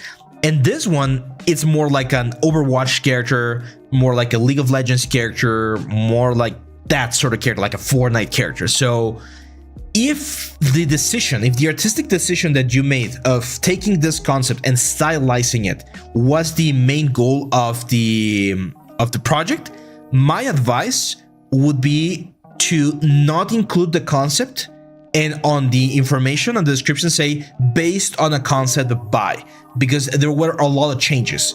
Otherwise, people are gonna see this and they're gonna be like, oh, she didn't, or this is not, she doesn't look like the character, like this is not the exact character. So it's gonna take points out of your like not reputation, right? But like, people are gonna wonder why does it look so different from the concept art? And I know that it was a stylistic choice that you made to make her more stylized, more game ready, but it was way too much of a change that it no longer resembles the original character as much. Now this one right here, this one is fun. It's a simple one, but to be honest, your sorceress is way better. So on this moment, my advice would be take Robert out and do another like character to the level of the sorceress, but do a male character. So you have male, female, and again monster. So with those three, I think your chances of getting noticed and stuff like that are going to be a little bit better. Yeah, 6, 7 is usually the number that you want to have. Let me show you. I've shown you guys my portfolio before. I'm going to show you which pieces of my portfolio I had when I graduated. So when I graduated, I had up to this piece right here. So it was the chair, the car, this guy, this environment, these two clay renders, this other game environment, this cinematic environment, and this character. So it was 3, 6, 7, 8, 9, 10. It was 10 pieces. And from those 10 pieces, now that I've grown as an artist, I would probably have taken this one out and probably taken the car out. So it was just like 8 pieces really that I wanted to present. And with years, I've been adding more and more stuff. I definitely need to improve or update my portfolio. There's a lot of missing pieces as well. So yeah, that would be my my advice, guys. That's the like, this is a really good, like, this portrait, really good, really pretty. It looks very nice. So you need to do more stuff at this level. Yes, Burke, I graduated from Nomon in 2016. I went from 2013 to 2016. Cruz 3D is asking, Abraham, would you ever consider creating a tutorial about how to make Borderlands a style-inspired game asset? That would be amazing. Borderlands. I'm not sure if a tutorial, because I don't think there's enough like public to for that tutorial. But I can definitely do a series in YouTube where we explore some of the techniques. It's a lot of hand painted and shading. It's a little bit of both elements. Okay, let's see. Am I missing?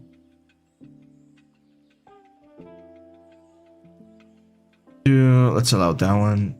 There we go. Okay, cool. So that was Gael. Is it Gael or Gael? I think I might be pronouncing that one wrong. So I'm getting like the Fernandez. It's very Spanish, so that's why I'm saying Gael, but it might be Gael. Krishna says, hello, Abraham. Both is fine. Okay, cool. This is Krishna from India. I want to be a 3D character artist. I would like to review my portfolio. It doesn't contain too much. Please review my male anatomy study and guide me what are the important things to look for a character artist. Let's take a look. Okay. Yeah, so this shield, I would definitely take it out. I did a series earlier this year. Let me show you. This one is on YouTube. It's free. So I did this shield. Where is it? We've done a lot this year. It's a shield. Shield, there we go. So we did the model of the shield. This is the concept. We did the model and then we did the textures. So you might want to check it out. This is the model and then the textures, because all of the techniques that I show on that series are available for you, my friend. And you can definitely improve this one with those techniques right there. Oh, sorry. Let's go back. Now you did ask for me to review your male anatomy. First thing I'm gonna say, genitals. Oh my god, genitals are the bane of my existence because a lot of people get too focused on them. So here, I know you didn't add the genitals, but it looks very genitalia-like, right? So hopefully we don't get any like takedown or anything. But just do the main volume. You don't even need to do, because those look, of course, like the testicles. You don't need to do that. You can just have like a main like bulge right there, and that's perfectly fine. This is a very good anatomy. It's very stylized, of course. It's very exaggerated, very like ripped. Kind of looks like a bodybuilder when they're getting ready for their competitions. Second, let's stick back. There we go. But the anatomy is good. Like all of the muscles are in the places where they should be. Again, it's very exaggerated. My advice with this piece would be to do the retopology and do some nice shaders and textures, because as a study, this one could look good. And here's the thing. Here's what you guys need to be very smart about this. When you're working on a project, always try to think, okay, I'm studying anatomy, but how could I just spend a little bit more time on this project right here and make it a full character? Just look for, I don't know, like an MMA fighter, right?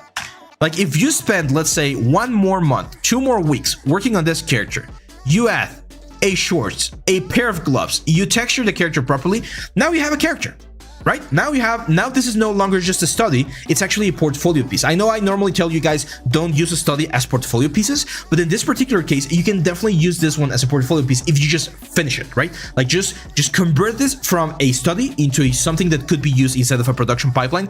And not only you're going to be learning because you're using it as a study, you're also going to be producing a portfolio piece for yourself. So yeah, that's it, man. Good stuff. What would I guide you? I would recommend you do an anatomy study, a male anatomy study or a female anatomy study, what with realism, because that one's very, very stylized and it's important to know realism as well. Now we're gonna go with Asyu. Asyu, I've seen your portfolio before. Do we have a message? No, we don't have. Oh yeah, we do. Hello, friends. This was my first character study and it was helpful in learning the workflow. Abe is an excellent instructor. He explained every detail, and despite knowing nothing, I learned a lot. I will reinforce my knowledge through practice. I faced many difficulties during this work, and there were times when I even cried. But I'm happy with the result. Hey, it happens to the best of us. I'm still very new, but I want to improve my future works. I'm eagerly waiting my feedback. Okay, so this is a course I did like 2 years ago, I think. This has been updated with the new Oni course. So the new ZBRUSH course that I do, I cover this sort of like stylized character approach. This is very good, man. Very good. It's very stylized, of course, but that's a good topology. It's like low poly enough that it will deform nicely. Nice skin shade there, right there. This character, I kind of like based it on Asterix and Obelisk. It's very funny because I was thinking about a character to do, and then someone pointed out after I finished the course, was like, why are you copying? There's another guy that did a Blender tutorial about the gladiators. Like, oh damn. So So I didn't do research enough to see that there was another, but I kind of like based it on this or like gladiators right here. So yeah, this one's cool, man. This one's really, really nice. I like it. I like the result. Congratulations on completing the course, which is not easy. I think on yesterday's short. Was it yesterday? God. Give me 1 second, guys.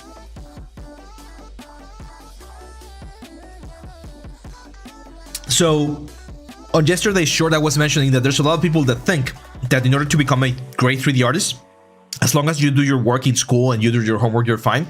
But there's always someone out there that's doing the extra mile, right? They're doing a tutorial, they're doing some sort of mentorship, they're doing exercises, they're doing studies, and those are the guys that are going to get ahead on the game. They're going to be better in just a couple of months or weeks because they are spending way more time on 3D. When I was in Noman, this was from 2013 to 2016, I was doing 10 hours a day every single day about 3D, like learning, improving, doing new softwares, learning new techniques and workflows. 8 hours a day or 10 hours a day for 3 years. So you can imagine how much I learned in that time. Of course, I had no social life, I had no girlfriend, I have absolutely nothing at that point. I was poor as well because I was spending all my money on school. But I made a great improvement on my 3D work. So there's always some payoffs. So there you go. So yeah, good stuff, I assume. Let's go for the next one. Again, I would recommend if you want to take out the Oni course, the ZBRUSH course, because that one covers more stylized anatomy and it's a more complex character with more complex assets as well. He's got like armor pieces and cloth and the cores and things like that. So yeah, there we go. Let's go over here. Yeah, I pretty much already went through my training montage. That's right. I paid the price. I paid the price, and I still need to pay it. I mean, I don't consider myself like, I don't feel like I am in the place where I want to be in the 3D realm. I acknowledge all of the improvements and the skills and projects I've worked on, but there's a lot of stuff that I want to learn. That's why our motto is always learning, always improving, right? Because there's always new things that I want to keep learning and doing. And if you're not following, let us know why. Why are you not following? And help us get our goal, guys. Today our goal is 650. I don't have the stats right here. Let me check. Stats. There you go. Oh my god, we got 43 viewers on Twitch. And I don't know how many on YouTube, but hey guys. Oh no, we're in 633. Oh, I thought we were way closer. Well, the goal is 640, 650. Let's keep going. If you're not following, make sure to hit that follow button, guys. Do you recommend stopping applying to jobs until you have a good portfolio? In your case, I would recommend getting 3 pieces first. Get the 3 pieces. It should take you about a month a piece. Actually, you guys want to know something? Let me go full screen because this is cool.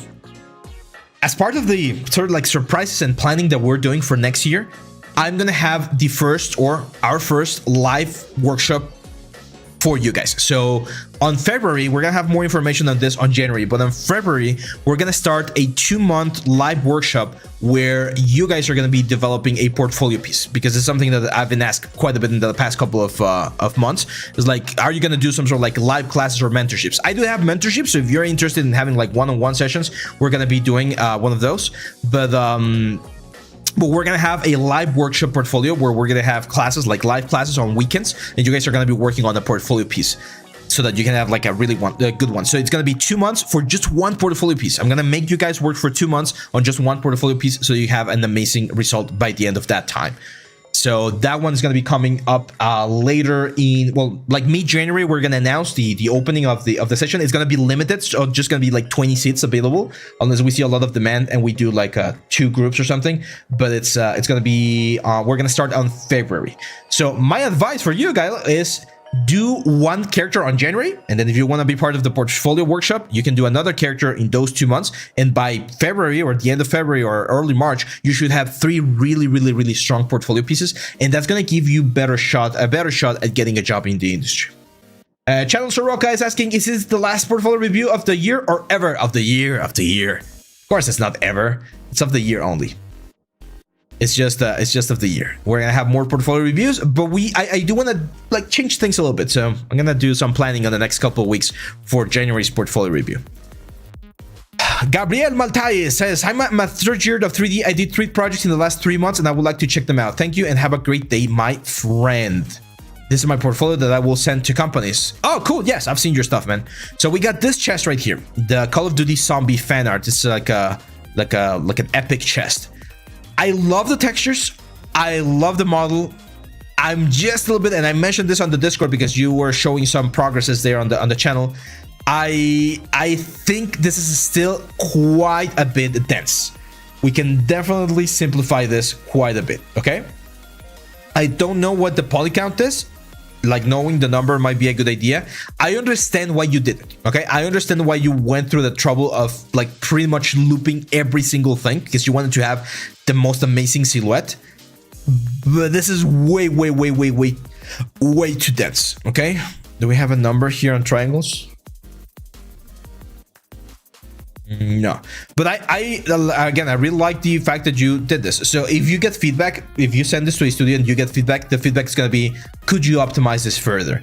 So a good option that I would suggest, my friend, is try to see if you can bring this down to like 1/4 of the poly count. Like, not doing the textures all over again. It's about collapsing edges and deleting edges that are unnecessary. And if you do that, you could have like a high LOD and a low LOD. But yeah, this is it's quite dense. It's not going to kill a game, especially now with Unreal. It's not going to kill it because you got nanite and things like that. But still, it's quite high. Let's see. I'm from Ghetto. YouTube is asking about the channel. We're going to give you access in just a second, man. Just give us a couple of minutes.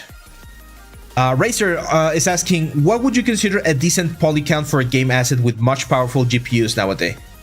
See, that's the thing, Racer. You need to understand something. If you go to the Steam GPU stats, I think there's like this information out there. There we go. So if you do this and you check this, you're gonna see the following. Look at this. There we go. So look at this. Only 9% of the people that are playing in Steam have an RTX 360. You go through the list, like I have a 3080, and it's gonna take me a while to find. There we go. So only 4% of the people have a 3080.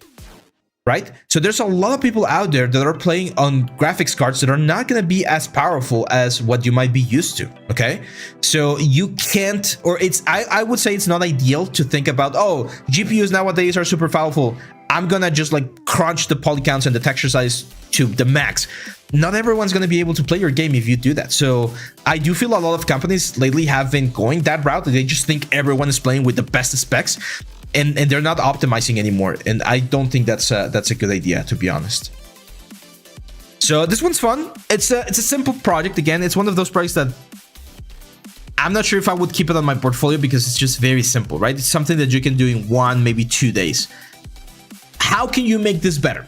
Like if you were asking me, how could I make this into something more valuable? More assets, okay? So okay, you did a palm tree. Do some benches, some boxes, some umbrellas for the beach. Do some like a little shack or like some surfboards. Like if you do something that looks like a little scene, following the exact same like stylized process, that's a lot better. It looks like a more complete project than just an exercise, right? Like that's what you wanna.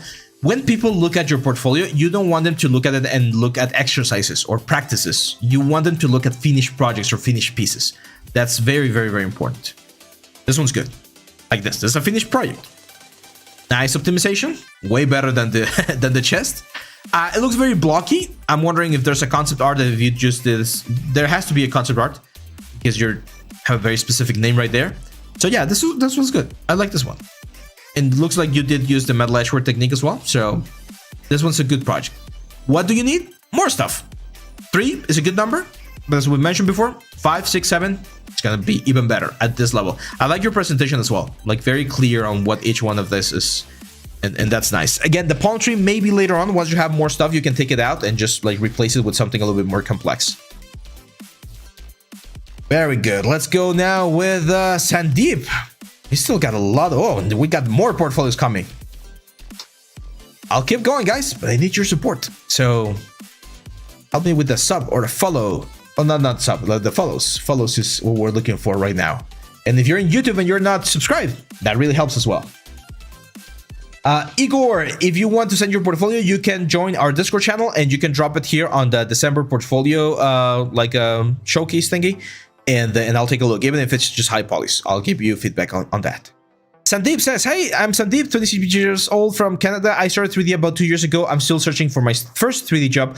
Please try to be harsh on my work. I have applied a lot of jobs, but not a single positive response. Yeah, 2 years is, I would say, the minimum that you would need to invest to become a 3D artist. And then the actual search starts. So, I mean, the thing is, the industry has changed quite a bit as well. I did landed my first 3D job very fast after I started learning 3D, but then it took me another like 3 or 4 years before I started getting like better leads. So it takes time. It takes time. Kia Seltos. Oh, this is a very, very pretty model. Now, did you model the whole thing? Looks like you did. Yeah, this is good. There's a couple of pages there, like weird bulges, like right there. But this is a nice flowy topology. This is a complex car, by the way. It's kind of like blocky and curvy at the same time. Render can be improved a little bit, but other than that, it's good. Now, here's the thing, Sandeep. I take a look at your portfolio, and I'm not really sure what the direction is that you want to do. If it's vehicles that you want to be modeling, I would say that's it's an area that's very competed, because there's a lot of vehicle modelers out there as well, and there's a lot of CAD artists that can do cleaner vehicles that we can with like our topology tools. This one looks very good. This rifle right here. Another thing that I'm seeing is that you might be missing some like texturing work, because a lot of the materials that I'm seeing look like very like traditional simple materials instead of, I'm not sure if it's Blender or Maya. So my advice would be to learn a little bit about texturing as well, but it's very important to know what exactly do you want to do for 3D. Do you want to do 3D for cinematics? Do you want to do 3D for games? Do you want to do 3D for 3D printing, for product design? So more information. Your resume also, like, add more stuff. Who are you? What do you like to do? What are the stuffs that you're interested in? Like I can see here, okay, it's Blender, Substance Painter, and ZBRUSH. That's fine, but we like people want to know about who they're hiring, right? So if your portfolio looks like you don't care about your presentation, that's the kind of like attitude that you're projecting to people who might be looking for your stuff. So again, it's very important that you always try to present your stuff in the best possible way. Again, exercises, not really necessary here.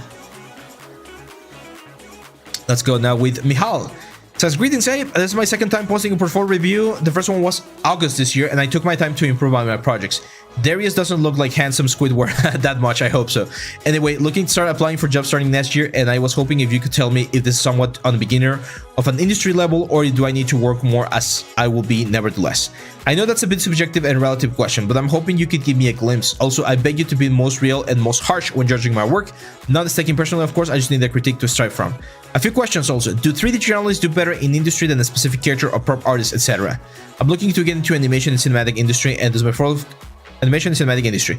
My portfolio can relate to that, and what are the general guidelines in that direction? Okay, so I'm gonna be brutally honest here. The industry, what we call the industry, it's like when we're talking about like a social media and we talk about the algorithm. The industry, it's not an entity. It's not like this god that's on top of everyone judging your portfolio and giving you the hammer or whatever. The industry is what we normally refer to as like the standard, right? Like there's a standard. If you go and buy a hamburger, you have a standard of how a hamburger should taste. So if this hamburger tastes like shit, and you know you can get something better at McDonald's or Burger King, then you're not gonna go to whatever restaurant you went there. If you go and the hamburger tastes 10 times better than a McDonald's hamburger, like that's your standard. So when we talk about what a standard should be for the industry, you need to think about what is the standard of a project in the industry, right? So God of War, Elden Ring, Legend of Zelda, Baldur's Gate, those are not the standard. Those are the top, right? The top projects. So if you want to work on those projects, you need to have a top portfolio. But that doesn't mean that you can't get a project on an indie studio, on a small project that still will give you a good pay, a good life, a good credential, good portfolio, so that then you can climb up and get to the top of the stuff. I think there's a very big misunderstanding of what people see as like an entry-level portfolio and things like that. Like, I can tell you guys, I'm gonna do I have it here? No, I don't have it. But my first portfolio, the one that got me my first job, was horrible. Like, I've seen students with 1 month of experience doing better things than what I did. But that gave me my first job to get to this game right here. I mentioned it before. This was literally the first game I worked with or for. It was called Wetopia. It was a Facebook game, kind of like Farmville. And the studio that I was working, we were doing assets for this game. That was good enough. That was literally my first job in the industry. So that's the thing. Like, you don't need to have like the most amazing portfolio when you're just starting. You need to get your foot on the door. But that also means that you need to be very realistic with yourself and know that the first project that you work on might not be God of War. It will be something like Wetopia. It will be something that not a lot of people play, or people are not even gonna know that you were the artist for these things. But hey, that's the reality, right? Like, that's how we start. That's how you get your foot on the door, and then you keep growing for there. Now, as Racer is pointing out there on the chat, if you want to start on an indie project, then yes, being a generalist is going to be usually the way to go. Hanma is saying, hi Abe, I'm currently taking an expensive course even though I don't have the money because I'm passionate about building an awesome career. I don't mean to brag, but I think I have a pretty good portfolio in my aspect. As I said, I'm still leaning and I'm not even near as good a character artist, and I like to get the feedback from a person like you. I'm hesitant to send my portfolio to this community because I'm not sure. I mean, as long as the portfolio is not any like profanity or vulgarity or things like that, as long as there's no nudity, send it, man. I know it's harsh, and I know people might be like, oh no, this guy's not that good, or they might be like, oh damn, this guy's really good. You gotta put your name out there, Hanma. Otherwise, it's gonna be difficult to grow. So this is like shock therapy. Just send the portfolio on the Discord channel. I'll take a look at it. Okay. Okay, let's take a look at Michal. Cool. Yes, I remember this one. Nice. Yes. Okay, so Darius definitely improves. He looks meaner now. I love the portfolio. I love the armor. The armor looks amazing, man. I still think like there's some anatomy issues that could be fixed on the face. Like there's this sort of like weird, like this wrinkle right here. That's a little bit weird. The hair also looks way too realistic. The skin looks very pale. So there's a couple of things that can be improved, but this is a really good project, man. Oh, sorry. Now, you want me to be brutally honest. I think we need to spend a little bit more time on shading. And there's a portfolio that we're going to see very soon. You're going to see the amount of work that he did on that shading. It's like, oof, impressive. Really impressive. So shading on the skin especially needs to be improved because the skin looks very fake right now. Kind of like waxy. That would be my advice for both characters.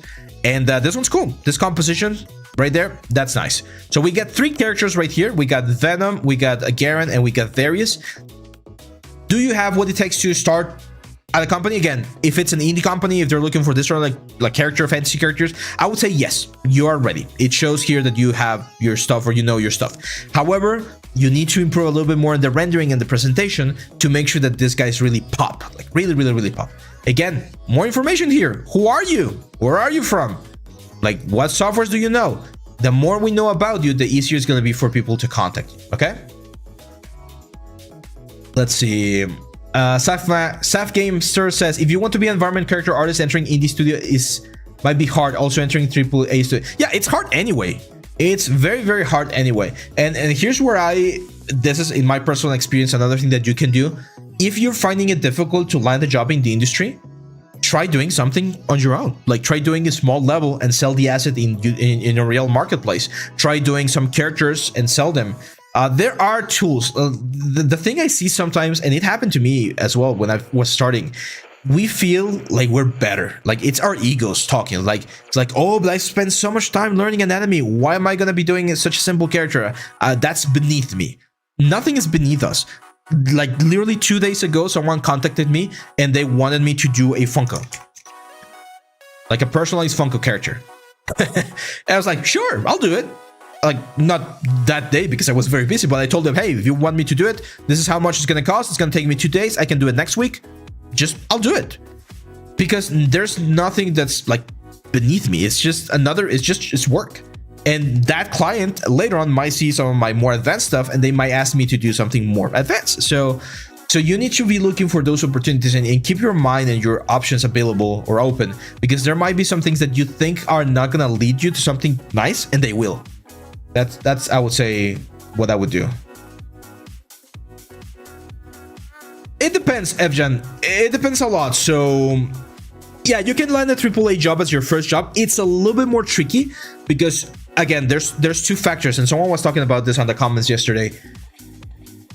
One thing is being a good artist. That's very important, having your skills. But another thing is being a team player. And the team player sort of thing, those are gonna take time to get. So that's why it's important to get your first job. Even if it's not the AAA job, do a great job there. Be a really good asset to the company. Go and do your work in a very nice way so that when you jump to another company, if they call back, you're gonna be like, oh yeah, this dude is amazing. It's great to work with him. It's a shame to see him go because we wanted to keep him, but we know he's going for other opportunities. That's the kind of person you want to be. You don't want to be the guy that no one wants to talk with or no one wants to work with because you're a fucking dick, right? So you need to be on the human aspect, on the teamwork aspect. You need to be good artists, and you learn that by working, not by waiting for that dream job that might take a long time to come. Let's see. Does it count that you have years of experience working versus having a better portfolio for applying? Yes, a lot. Like, I've had portfolios come to my studio, and I remember I had a very strong portfolio, but he was a student that just graduated. And then I had another portfolio, but he had a lot of experience in the industry. So he had been working on a couple of projects here in Mexico, and I went for that guy. Why? Because sometimes, again, from a studio perspective, you don't want to spend the time like teaching them about pipelines, teaching them about studio workflow, teaching them about a lot of like boring things, even if their portfolio is really good. And I also remember on the interviews, actually, this is something that I can share with you. We literally had 2 interviews last week for the project that I've been mentioning. One of the candidates was an amazing candidate. He talked a lot. He was very outgoing. He was very charismatic. And the other one had a very good curriculum, but he was very shy. And he was just like, yeah, I can do that. He didn't, like, just to give you a context, he didn't even ask about how much the position was paying. I was like, dude, that's one of the things that you need to ask. He was just like, yeah, I'll take the job. Doesn't matter. I'll just take the job. It's like, we're looking for like other types of personalities as well. So it's important to work on those things as well, to try to be charismatic, outgoing, communicative, work on a team. And those are skills that you're not going to learn in any tutorial. The only place you're going to learn those is in real life, working a real job. Alpha Mega says, is it worth to start freelancing? Yes, it's totally worth it. Like, just do it. I'm not sure if Upwork or Fiverr, but literally just post online on your Facebook or Instagram. Hey guys, I do 3D. If you guys need, I'm freelancing. There it is. Like, just throw it out there. Yeah, communication takes you places. Knowing people takes you places. That's what you need to be relatable. And hopefully I'm not gonna like lose like half of my my viewers and subscribers here. But I'm gonna be brutally honest because you guys want me to be brutally honest. So let me go full screen. I know we are the weird ones, guys. I know we as gamers, as nerds, as geeks, we are the weird. We like weird shit. We like weird stuff. We like weird games. And that's fine. But you need to understand that the other 95% of the population out there, there are lawyers, medics, engineers, I don't know, teachers. There's a lot of other things out there, a lot of professions. And we, just because we do art, we are already the weird ones. So try not to be the extra weird one. I know having personality is good. I know being unique is good. Yes, but there are levels of weirdness, right? So you want to be well presented. You want to be well dressed. You want to be well spoken. Like, all of those things really work, because when you're working in a studio, you're not only working with artists, you're working with engineers, you're working with security staff, you're working with like secretaries and HR and that kind of stuff. So you need to be a like normal person while doing your job as an artist. Okay, you can be weird with your friends and in your house and stuff like that, but in the workplace, you gotta be presentable. You gotta be someone that is good, or that you're good to work with. Okay, it's it looks really weird. It sounds really weird because we always hear about be unique and do your own stuff and things like that. But again, it's important not to be too weird, because you might alienate people that might be looking for your stuff. Yeah, Topi on YouTube is mentioning there are people that make a living on 3D maps for tabletop on Patreon. They do 3D printing for D&D. They do virtual avatars. There's so many works out there, guys. So yeah. Yeah, Aki, people do pick the books by their covers. So even though we tell people not to do it, we still do it. So you need to do it. Now, Evgen, he's asking, how much would you charge for a Funko? That is a great question. And there's always a lot of like variables. Who the client is, who the thing is going to be for, what kind of project that's going to be. But in this particular case, since it was just like a fast project, I was just going to charge them like $100 because it was going to take me like 2 hours or something. So in those like fast projects, I'm sometimes just charged by the hour. I know it's not how you should do it all the time, but that one, it was just like, just give me $100 and I'll do the Funko, because it was just the STL, like no UV maps, nothing. So it was just like 2 hours of sculpting and that's it. I'm still waiting to hear back from them to see if they want to do it. They might think that's a little bit too expensive, and that's fine. But I wouldn't go lower than that. So cool. Hopefully that answered a lot of questions.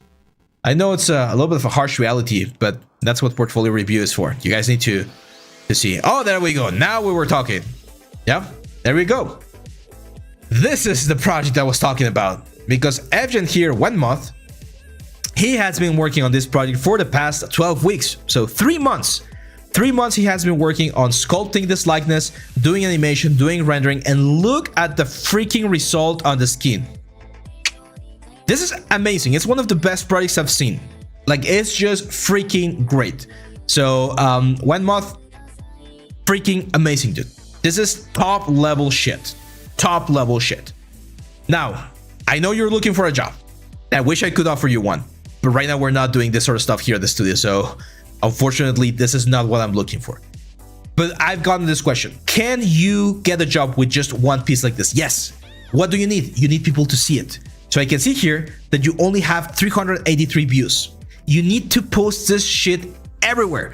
Instagram, Twitter, Reddit, YouTube, Facebook, like threads, everywhere. You need people. Go to the X-Men pages, to the X-Men fan pages, and be like, hey guys, I made this Magneto fan art. What do you think? And people are gonna be like fucking amazed by this thing, because it's amazing. It's a great piece. Like, tag Ian McKellen, post this on Twitter and tag Ian McKellen, be like, sir, I love your stuff. I love how you do all of these things, and just post it online, because if a freaking influencer gets and sees this, your name is gonna be everywhere. And that's the kind of stuff that you want. You want people to see this stuff. Because to be honest, I can't believe that this thing was posted last week and you only have 383 views. That's nothing. Post it on LinkedIn, post it everywhere. Like, you need to be tagging people, posting it everywhere, so that people know where to do this. Racer said, what school will teach this high quality? Noman. Noman teaches you how to do this. I know for a fact, because I've talked with 1 month here, that he's a lot of he has been watching a lot of tutorials, and he's self-taught as well. But this is a lot of hard work, guys. Like, I know he's been working on this like non-stop for the past 12 weeks, and it shows. So that's another thing. You cannot do something great like this in 1 week. It will take time. And you need, self-education. There you go. You need to take time. You need to put in the work. There's a lot of feedback. I gave 1 month a lot of feedback on the initial anatomy. It was very fun, that like bouncing back and forth about like structures, forms, anatomy, things like that. And he did this. He learned a lot of things. He learned about XGen. He learned about XYZ displacement maps. He learned about Mari, I think. He learned about Marvelous Designer for the cloth. So it was a lot of self-taught information in tutorials. And this is what you guys should be doing. Now, I know not everyone might have the situation that Wen has, that he can work on this for 3 straight months, right? If you have, you should do it. It's what I mentioned yesterday on the short. Someone else is doing it. He is doing it. He's going to be your competition later on. So if you're not here, what can you do? Where can you save time and invest your time wisely to get to this? Okay. So Wen, congratulations, man. That's an amazing, amazing piece. My advice, 2 more. Just do 2 more pieces. It's slightly different. You already have hard surface. You had an environment. Bring that one back. I remember you had environment. That one was a good one. So bring it back. Oh, he's in the school as well. Okay, so Wen is studying on the school, and because I know I talked to you, man. I know you've been researching things that are not being taught in the school. So a couple of pieces, 3 more pieces. Bring back the environment you have. It was good, and 2 more pieces, and you're gonna be good to go. Yeah. Evgen is there. If you're in the Discord, it's Evgen right here. Evgen. Okay, let's go with the next one. Okies. Hi Ev, I'm new here and have been learning 3D for around 2 years, and during this period, I have created several projects. I have an interest in gamer art such as modeling and texturing. Let's go.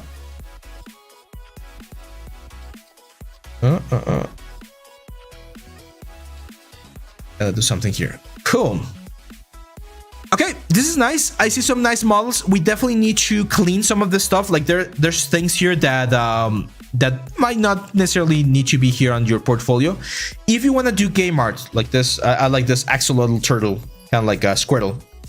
Yeah, we need to see this sort of stuff. Now, form, my friend, you need to work a little bit more on your form and on your textures. My advice for you would be to check the axe scores that I did for Blender. I know that you're using Maya, you mentioned it here, but the properties still apply, so that you can transfer all of your modeling information into an asset that's going to be efficient for gaming. These are a little bit too low poly.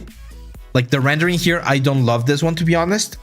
Like there's very simple assets. We need to have that care and make sure that every single asset that we're doing is done with the best of cares. Okay, like you cannot do, let me show you.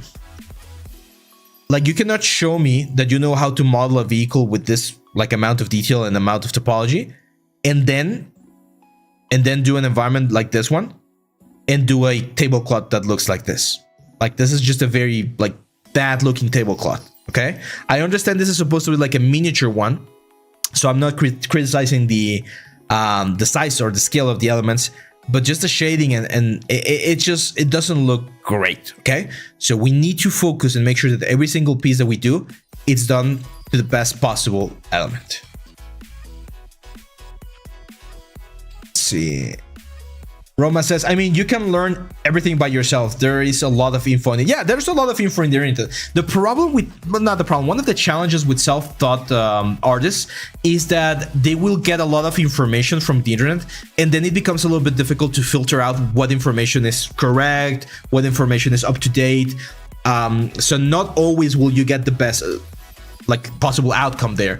My advice for people that are going the self-taught route is to join communities like our Discord, because people there will tell you when you're doing something wrong, and try to get like a mentorship or something. Like just talk to an artist every month, get some feedback, understand what things are done properly, what things are not done properly.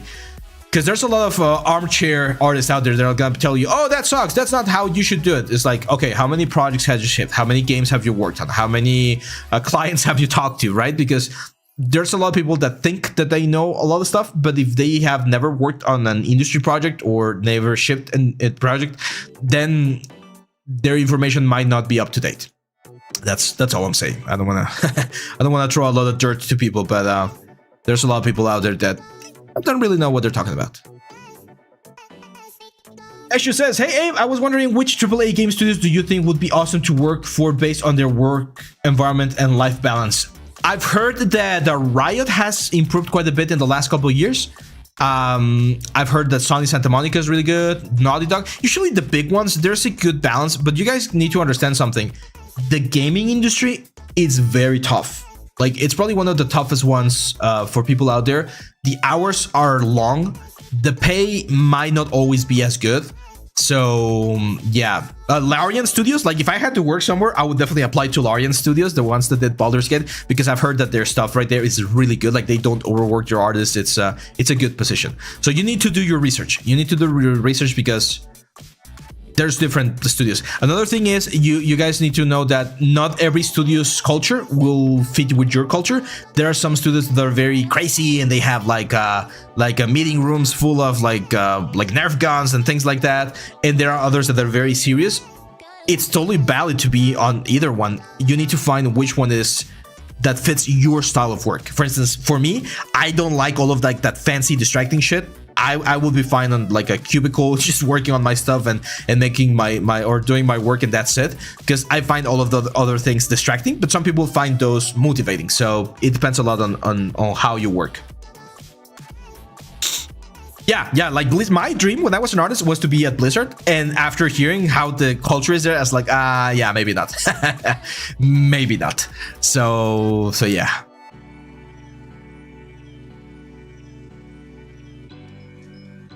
Okay, that answers it. Let's go. Let's go with who's next? Jufra. Jufra says, took some of last time advice to recure my portfolio. I've learned rendering recently. Also, if you could let me know which artworks I should immediately remove and which ones I should keep. Let's go. This one's fun. I will keep this one. It's cute. this is the kind of stuff that I would probably see on like commercials and things like that. I mean, it could be on a game if you don't have the hair, but the hair makes it very heavy for a game. But there's a lot of like commercials, like Geico commercials and things like that. So that one's fun. I would definitely keep that one. I've mentioned this before. I don't like the Dragonborn, man. I would definitely take this one out. Take this one out. The Baki Anime Head Studio. Take the boot out. So just keep the motorcycle. Keep the helmet. Keep this other motorcycle as well. The weapon because you designed it. That's cool. And keep the cat. And if you want to do character artists, I would do another character, or just like keep working on this one because it has good forms. Like you can definitely rescue this one and make it good. That's another one. What's the word? That's another advice that I would give you guys. You don't need to do a portfolio from scratch every single time. Like one of the portfolios that I want to redo is this one. This is a car that I did 9 years ago. It's not a bad car. Like the modeling was fine. Low poly and then smooth it out, of course. And I know that if I just spend like 1 or 2 weeks texturing this properly, I could have a nice, like another new nice portfolio piece. So you don't need to do a new portfolio piece all the time. Like here's another one. You have this very nice clay render here. Just retopologize it or get the proper topology so that you can texture it nicely for cinematic, and there you go. You have another one. Same for this one.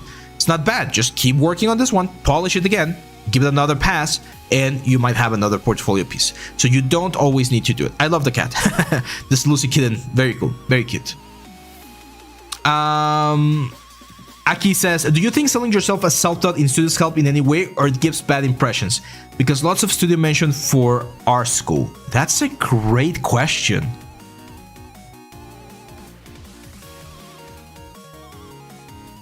That's a great question.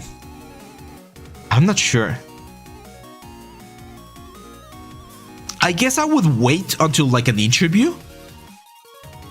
I would wait until an interview to know, or to kind of like understand what they're looking for. And if they value like self-confidence and things like that, I would mention, yeah, I'm self-taught.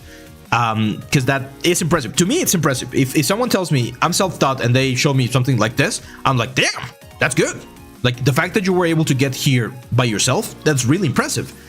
But if you tell me that you went to a school, again, that's other skills that, it depends on the skill level, as Alpha Omega is saying there. Chase says, being self-taught is not a badge of honor, it's an unfortunate predicament. Jeff Watts. Yeah, but again, I understand the sentiment on that quote. It can be like a double-edged sword, I would say. It can be a double-edged sword.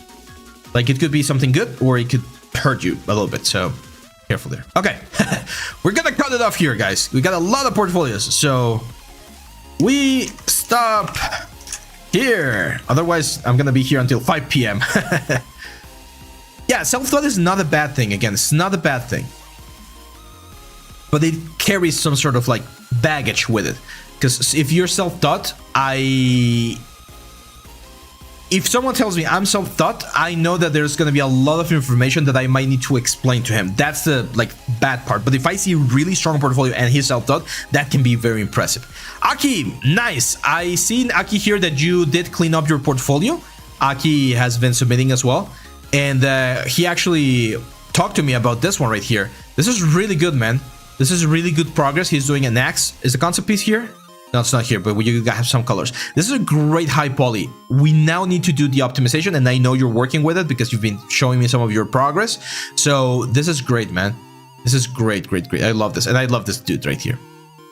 Yeah, all of these exercises, very nice. See, this is a good way. If you have a like cute little creature, a cute little, like if you have a good piece, you can use that good piece to show other pieces that might not be as good. Like this one right here, I would normally consider or tell Aki not to include this, but since it's a lot of them in a single like file, that's fine. Again, practice model, I would keep it just for now so that your portfolio is not as empty, and I would definitely replace your cover. But later on, when you have more pieces, replace this one with the finished piece. Good stuff, Aki. Keep it up. Keep it up. Aki, we had a talk a couple of months ago, and I showed him a workload, or not workload, work growth. Like, again, following this one right here, the what do you want to do? It's like, give yourself a goal to finish these pieces in this amount of time. Paulina Vargas. Nice. Paulina is a student of mine here from Mexico. Good stuff, Pau. This one's very pretty. I haven't seen this one. 2 days ago. Nice. Blender. Awesome. Yeah, very cute. This sort of like exercises are very cute again to get like some impressions, and it's very, very nice. Oh, I love this one. Line art. Nice, nice, nice. And I know there's a lot of tutorials out there on how to do these things. This is cool. Now, since you have new pieces, I would start taking out some of the ones that are not as strong. So this first 3 pieces, the donut, I know everyone does the donut when they're learning Blender. It's fine, but now it's not necessary. Like, you don't need it anymore. You don't need to show me that you did the donut because you're showing me that you did like nicer stuff. Same for this one right here. So I would just keep the 5 pieces right here. The Majora's Mask, this is one of the exercises that I show you guys on my Maya class. It's too glossy. Will be my only critique. It's a little bit too glossy on the texture, and I think you did the same mistake on this one right here. The paint looks very glossy. It looks like it has varnish on top. And again, metal edgeware, we gotta be careful about the metal edgeware right here. We don't want to have a constant metal edgeware everywhere. I'm gonna show it real quick, guys, because again, it's such a simple trick. A lot of hair right here from the from the coat. This is a very simple trick that we can do. And it's just better. File some. It's just a jade tooth. So if you're doing wood, if you're doing metal, if you're doing anything, and you want to make things look just a little bit nicer, my best advice is do 2 or 3 layers. Okay. So the first layer is gonna be my base layer. I'm just gonna use this like metal grinded layer. There you go. It's like a dark layer. Cool. Now we are gonna add like this metal brush layer. It's gonna be a little bit lighter than everything else. Let me turn off the post effects. There we go. And on this one, what everyone does is they add a generator, or sorry, they add a black mask, and then they add a metal edgeware, right? Very, very like traditional metal edgeware, like this. Make this a little bit more intense. And on the metal, just so that you guys can see it, I'm gonna change this to like a pink color. There we go. So you can see, I mean, that looks cool. We got metal edgeware, but it's everywhere. And the problem with this being everywhere is that it's very obvious that you're using a metal edgeware. So you don't want to do this. What you want to do is, once you add the metal edgeware, very easy way to do it is just add a fill layer, add something like a clouds, which is just a noise at the end of the day. Play with the contrast and with the balance. You can also play with the tiling, for instance. And what you're going to do is you're going to multiply these clouds against the metal edgeware. See that? So now the metal edgeware is only appearing on certain parts of the clouds. And then this clouds is now going to be the element that you're going to be using to balance out how much you want. If the balance is all the way to 1, then nothing's happening. But you can use this to break down the effect. See that? That's going to look way nicer. And it's going to look a little bit more natural. Okay, do a couple of things. So let's change the color back to like a white color. And we can go like the height information.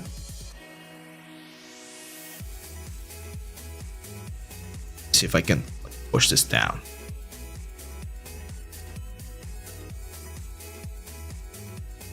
There we go. See that? So now we got this sort of like damaged effect that's only affecting certain parts of the element. And you can do this the same with the rust. If you add rust to something, we add a black mask. We normally add a dirt generator, right? But this one is affecting everywhere. Like the rust is everywhere. It looks very weird that it's so uniform. So to break that down, again, we add a fill layer, we add the clouds, we multiply that cloud. So now, as you can see, the rust is only in certain parts where the clouds are. And you can control that by using the contrast, the balance, and the tiling. Doesn't this look way, way nicer? Like more natural, right? This is without the clouds and this is with the clouds. You guys can see, right, that this is way, way better. So it's just a very simple detail. I always tell my students, just add this. Now, if you wanna do like the extra mile, you are gonna add a paint layer with your Wacom. What the hell's my Wacom pen? There we go. And on the paint layer, you're gonna be manually adding like the rust in certain areas. Okay, of course you can go for like a rust brush, and this is I mention this all the time, and I'm never gonna get tired of saying this or explaining this. The more time you spend on something, the better it will look. So if I want to add like some like rust streaks, you can see here, and we can add just rust to specific parts of the element. Okay, maybe in all of this area we're gonna have a lot of rust, a little bit there on the inside, and that makes the whole piece, the whole element, just way nicer. 1 second. Let's turn off the shadows. There we go. Well, actually, kind of look nice. So I'm just gonna bring the opacity down. Okay, so this is what I would say the levels of artists, right? If you are a beginner level artist, they're gonna teach you at school, just throw in your rust layer and throw in the dirt, and there you go. You got a rusty metal. Yeah, I mean, it looks good. But if you spend just a couple more minutes, you can break it down. You can get something that looks even cooler. If you want more rust, that's fine. We got the control because this is all procedural. So we can turn this on or add a little bit more softness and things like that. And then if you spend a little bit more time, you can add some extra paint layers or extra elements that are going to make your whole texture look better and better. This is why art gets so expensive, because the more time you spend on something, the nicer it will look. So on AAA games, they spend a lot of time on things, and therefore they get a very high result.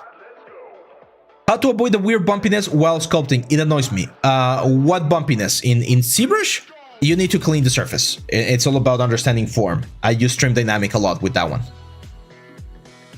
Okay, let's keep going, because otherwise we're never gonna finish. I'm gonna pick up pace right now because we're already at our 2-hour mark, and I know it's very late on the other side of the world. So I know there's people. What time is it over there, guys? Some of you guys, it's probably very late. Yeah, no worries, man. And we got all of this content is on the YouTube channel as well. We're gonna link it in just a second. And of course, in our premium courses, as I mentioned earlier, all of our premium courses are on discount right now. So the Axe course, where I talk a lot about texture and substance painter, the ZBRUSH course, where I talk about forms, which is what you guys were asking for, and the Maya course, where we talk about the introduction. There you go, 8 p.m., 3 a.m. Roma. You gotta go to sleep, man. Windsor, 3 a.m. as well. Oh my god. It's very late over there. 4 a.m. in South Korea by Icy Film. Wow, thanks guys. Thanks for being here. Let's keep going then. Okay, so Silver Alviso, he's from Ciudad Victoria, Mexico. You got some cool stuff, man. I love this skull. Looks very good. The bump is a little bit too harsh. This is a nice render. I would probably just texture it. You're probably just using some sort of like procedural texturing, because I don't see any ambient occlusion or dirt. So texturing is what we need to look for over there. Stylized character, sci-fi, tactical. Yeah. Again, this is the kind of stuff that I can see in like VR games nowadays. It's good. Proportions are good. I mean, if you were using this one, we need to do a little bit more color grading to get to that particular like style. But the light it's close. It's just that this looks too blue and this one looks a little bit more green. Yeah, I hate myself because I always want to give you guys I always want to give you the best feedback. So Control B, color balance in Photoshop. Just push your grains. Push your grains on the shadows, especially. A little bit of a deeper, push the yellows right there. We can go to the highlights. Go over here as well. We can also go to Control L, which are the curves. And we can go to the green curve. And we can push some green over here. This is just very basic, guys. Like you would do it in a nicer, better way. But this is how we would like modify some of the effects right here. So as you can see, this like changes the tone and gets it a little bit closer to the tracer effect that we're seeing right here. So this is all about post-production. So just color balance at the end if you want to match this frame right there. But that one's a cool one, man. And I can see this is very fun arc. Yeah, this is nice. We definitely need to improve a little bit on our anatomy. I know that you, like, I can see that you understand where the muscles are, but some of the connections are not exactly where they need to be. Again, for instance, this guy right here, the outer muscle, this one, connects all the way up here. Oh my god.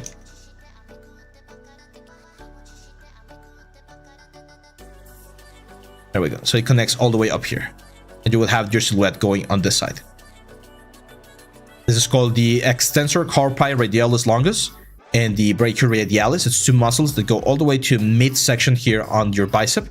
Like that muscle that you see right there, it's actually not there. So we will need to, again, correct and fix a little bit of that stuff right there. Okay. Anatomy, if you want to learn anatomy, we got the ZBRUSH course, the stylized character course. Cool. So that was a silver albizo? Yeah, perfect.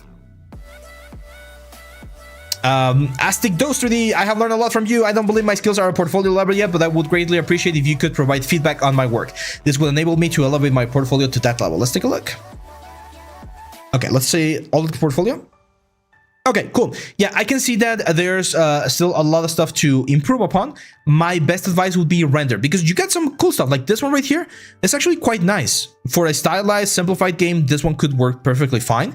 But we need to learn about the retopology process. We need to learn about the UVs to get there, and of course render. I can see that you know a little bit about it, because otherwise you wouldn't be able to complete this like skill right here. Now I don't know what software you're using. Let me take a look at this one.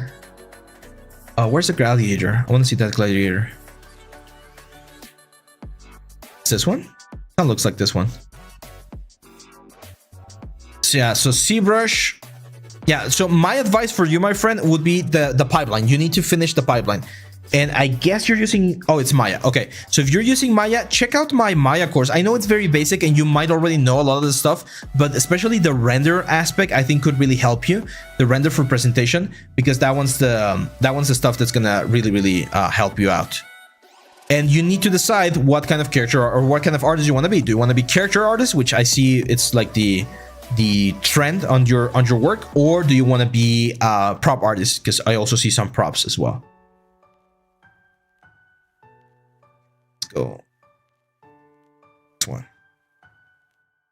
Sakum Ramuk. Oh, sorry, Mukesh Kumar. I see what you did there. It's the other. it's the other side. It's flipped. Myself, Mukesh Kumar. I started 3D almost 2 years ago, and I'm searching for my first job. I had applied for various 3D jobs, but there's no response at all. Please review my work. Yeah. Now about applying, you need to apply a lot, guys. Unless you know someone on the industry that can get you there. Get this out. Getting very hot as well. Unless you know someone inside of the industry that can put a word for you and help you get an interview. That's the sad reality of things. You're gonna have to apply, and you're gonna have to hear radio silence. Like I remember seeing a influencer or entrepreneur talking about that. It's like when you don't have a job and you're looking for a job, your job is looking for a job. Okay, so every day you should dedicate 8 hours a day calling, sending emails. Of course, not being obnoxious, right? But just like trying to find as many positions as you can, trying to get a word, get an interview, things like that. Now, I can see that you have some good stuff. I like this one. It's a little bit stylized.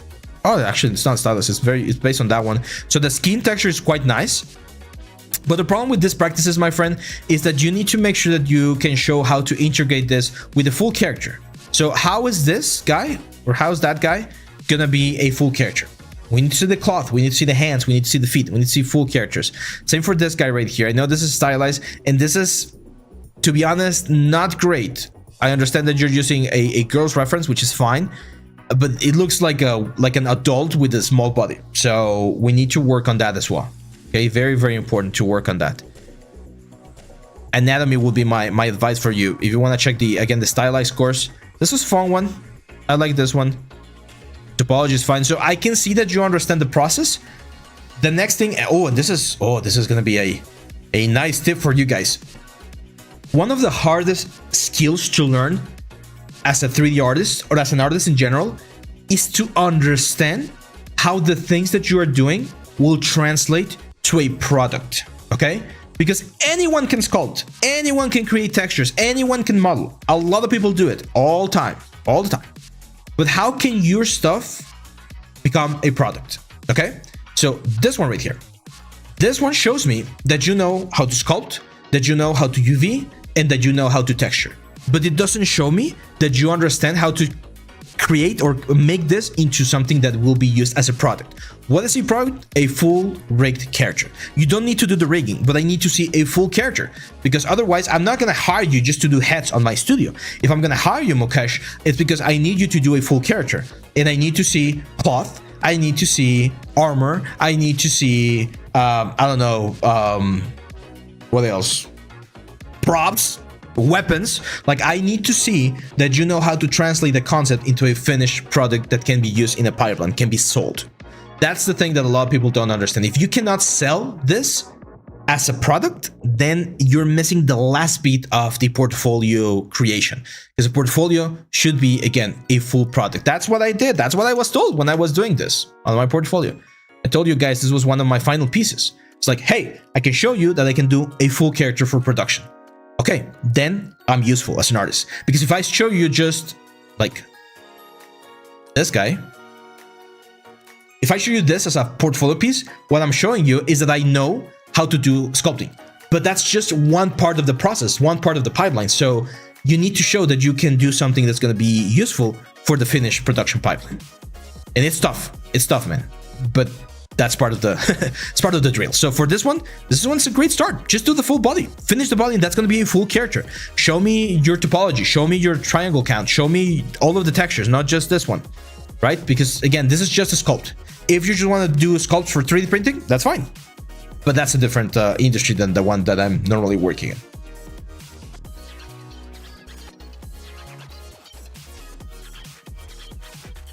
Oh god, this has definitely been, it's gonna be definitely our longest stream, but we're gonna keep going. No stopping. This is John Santana. This is my portfolio. I want to become an artist for BD games. See, very clear goal, specifically to something. I'm not sure if I'm on the correct path. My current goal is learning more about PBR and organic. What do you think? Should I keep to my journey? Let's take a look. Okay, cool. So I see a lot of stuff here. Again, we can definitely delete some of the old work. We don't need it anymore. And your main focus now should be props, because I can see that you're just doing some like substance designer. Is this designer? Yeah, substance designer materials. You can be a material artist, but that's a very, very specific like position, and you need to do a lot more materials to show that you can fill that position. And if that's not a position that you're going for right now, then yeah, we need this sort of stuff. We need more props, and more complex props will be my advice, John. Try to do more complex props so that you can get a very nice shot, because a lot of the shot or the props that you're showing me here, they're very simple. Look at this lock. That's not a lock. That's just a box with a torus on top. So if you're going to do a lock, do a really fancy lock, really cool lock, so that you can show that you know modeling, sculpting, and things like that. Also, I feel like some of your thumbnails are a little bit busy, like this one right here. It's not letting me see the asset properly, and you want to have clarity. Same for this one. The composition on this thumbnail, not ideal. So I would recommend working there. And I'm sorry that I don't want to rush, but I don't want to spend too much time like just kind of like repeating the same things that I've said before. We got Gotham Burma. Thanks for waiting all this long or this time, man. Henry says, good day to you, Leah. Looks like I'm late to apply for this review. Yes, my friend, you are late. I'm sorry for that, because otherwise we're going to go very, very late, and I want to respect people's times, of course. But don't worry, we're going to have one more on January. Let's take a look. Oh, nice. Okay, I'm going to be careful here because I don't want to get like a banned or something. There's a little bit of nudity there on this one, so I'm not going to open that one. I think I've seen yours before. So this one, the composition is nice, the assets are good, but the proportions are a little bit off. I feel like her anatomy is a little bit off. I'm not saying that's bad or wrong, because of course there's females that look like this, like the round shoulders, the relatively wide chest. But I'm gonna say something, and it's not an unpopular opinion, but it's a controversial opinion. I know we are looking as a society to be more reflective of and more, well, not reflective, more inclusive is the word, in body types and things like that. But we cannot deny that there are certain things that sell and certain things that don't sell as much. So in this one in particular, I think we can make her more traditionally sexy to get more of a traditionally sexy Medusa sort of thing. Again, I know it's controversial, but unfortunately, we still live in a world where certain things sell more than others. Now, this one, it's very cool. There's a lot of attention to detail to the head and to the torso and to the body, but the shoes, man, we need to improve the shoes. Okay, you need to spend as much time on those details as you do on this ones right here. And this is what I was showing you guys on the channel here yesterday. Like every single piece of this mask that we've been working on the live streams, I've spent enough time working on it, right?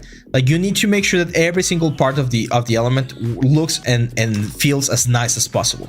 You don't want to just like throw in the towel at the very end and do it, okay? So spend a little bit more time, but this one is a good, and I like the render and the presentation.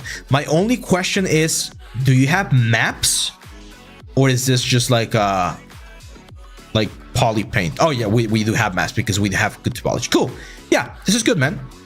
This is good. So that's a good asset right there.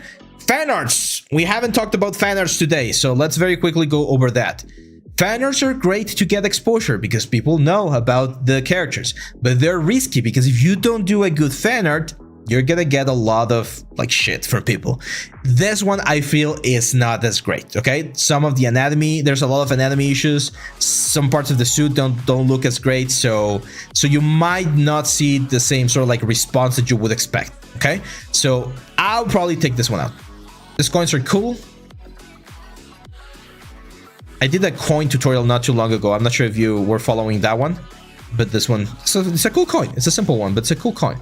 And if you include it with the goblin, exactly, like just add a bunch of coins. Like if you don't want to redo the boots, which it's a little bit of a cheap and cheaty way of going about this, just fill the floor with coins, man. Like have him stand on like a pile of coins. That way the boots are going to be hidden and you're going to be able to get away with that. But yeah, overall, man, I think you got a good stuff. I would do a male character similar to like Medusa. You could do like another Greek god or Greek character. So yeah, that's cool, man. Cool. Hope that helps. Go with the next one. I'm trying to get better sculpts. Still at the very beginning of the journey. This is Juice Erdogan. Hey, I mean, to be at the beginning, man, you're in a good spot. This is good, man. I love this one. Oh my god, this is so cool. Dude. This is so fun. Are you still on, Erdogan? Are you here in the chat? The reason why I'm asking is because I love this one. I wanna show you guys how you could rig this because it's a very simple rig. There you go. Yeah, if you want, man, send me the files of this one and I'll do a YouTube video or a YouTube series about how to rig this one because it's very fun and I'm seeing that it should be fairly easy to rig. It's a very fun project. Love the cow head. So yeah, this is great, man. I mean, I know you're saying you're at the beginning of the journey, but I would say you're actually already at a very good position. Especially in your stylized effect, like these are very clean forms. I know there's going to be a lot of studios out there that might be looking for someone like you because this sort of style has been becoming very popular last couple of years. My advice, do a full character. You already have the idea of a good sculpt and good form, but we need to see a full character. Male or female, doesn't matter. You got the necessary skills to do a full character. So you need to take that jump and do a full character. The next question that I would ask is, do you know the whole retopology, UV, and texturing process? Because if you don't, then that would be, again, my advice. Like if you retopologize this character, rig it, you could even do like some automatic facial rigs, and this one would move very, very, very nicely. So you're in a good spot, man. This is clean. It's clean sculpting. So I love this. Keep going. Okay, cool. Yeah, if you're working on full characters, that's great, man. Yeah, you got some good stuff. Probably take this one out. Like, you got some really nice stuff. You don't need to have extra elements right here. Oh, perfect. That's great. Yeah, if you work as a freelancer, that's great. But now, if you want to get more hits here on your art station, that would be my advice. Full characters with full retopology textures and all that stuff, so that people will know that you can not only do sculpting, but again, the whole process. I love your rendering as well. Very clean, very soft, very nice. Some of you guys were asking about rendering. This is what you want to do, like clean render, just clean forms. Good stuff, man. Good stuff. Chase, couple new projects since the last one. Super late submission though. Let's take a look. Don't worry, man. We're here. Oh yes, I remember this one. Yes. Yeah, this is what I'm talking about. Full character. This is stylized. This is definitely the style. A little bit stylized. It's kind of like realistic stylized. I love the style, by the way. Great one here. Is this hair cards? Is this hair cards or action? Let's see. It's Unreal Fiber Shop. Okay, so it's hair cards. Great, man. Yeah, this is great. Lovely character. My advice, since this one is already working like quite nicely with what's the word, with proportions and stuff, try using like the Mixamo auto rigger and things, and just give it some like animations and poses, because this is an excellent portfolio piece. If you guys want to be character artists, this is the remember we talked about the quality level. Well, this is not McDonald's. This is like a fancy like restaurant, a fancy hamburger, but this is a really good level. Good stuff, Chase. Good stuff. Yeah, I've seen some of these other ones.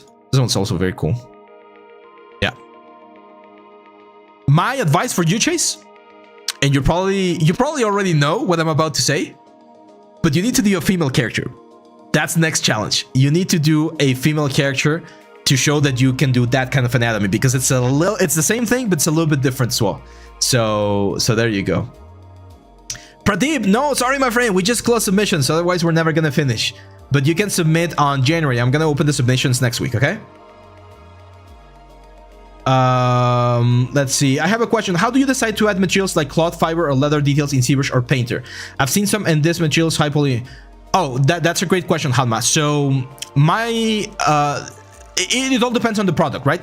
If your character is only gonna be used for games, then you probably can do everything in textures, and that's fine because it's only gonna be in games, okay? If the character is going to be in cinematics, then you probably want to sculpt the details because you can use displacement, and therefore the detail can look way better. But nowadays, you can also extract displacement from the textures with height maps. So yeah, I like to do, like with the mask that I was showing you, I like to sculpt everything because I like 3D printing. So I'm thinking about 3D printing the mask, like a little maquette of the mask later on, and I want to paint it. And for 3D printing, every part of the detail should be sculpted in. Let's see, Chase, yeah, female character is, or a monster character as well, like a dragon and things like that is also a good idea, so that you can show that you have range. Because with this, like if I was looking for a character artist, I would just call you, because I can see that you know the whole process, and I'm not gonna have to teach you anything. However, if I need a female character artist or a monster character artist, I need to see that on your portfolio as well, just so that I can see that you have that sort of like a range. But amazing, man. That's a great character. You could 3D print that one as well, and it will look pretty amazing. Okay, that was Chase. Now we go with Trong.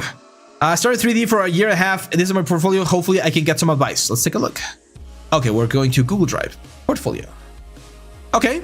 Cloth looks nice. Proportions look a little bit tall. Like the legs look a little bit too long.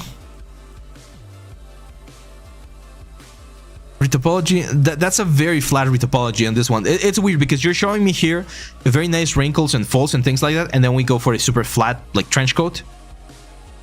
So my advice to you, my friend, would be, yeah, it's a little bit over the place. So my advice would be to focus on the strong characters. So I like this tiger because it's like stylized. I would keep that one. I like this dragon. You can do retopology for that one as well. And then you definitely need to do retopology and textures for this one. That would be my advice for you, Trong. And open an art station.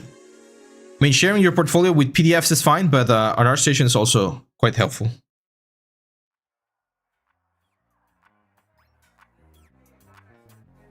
Check. 1 second.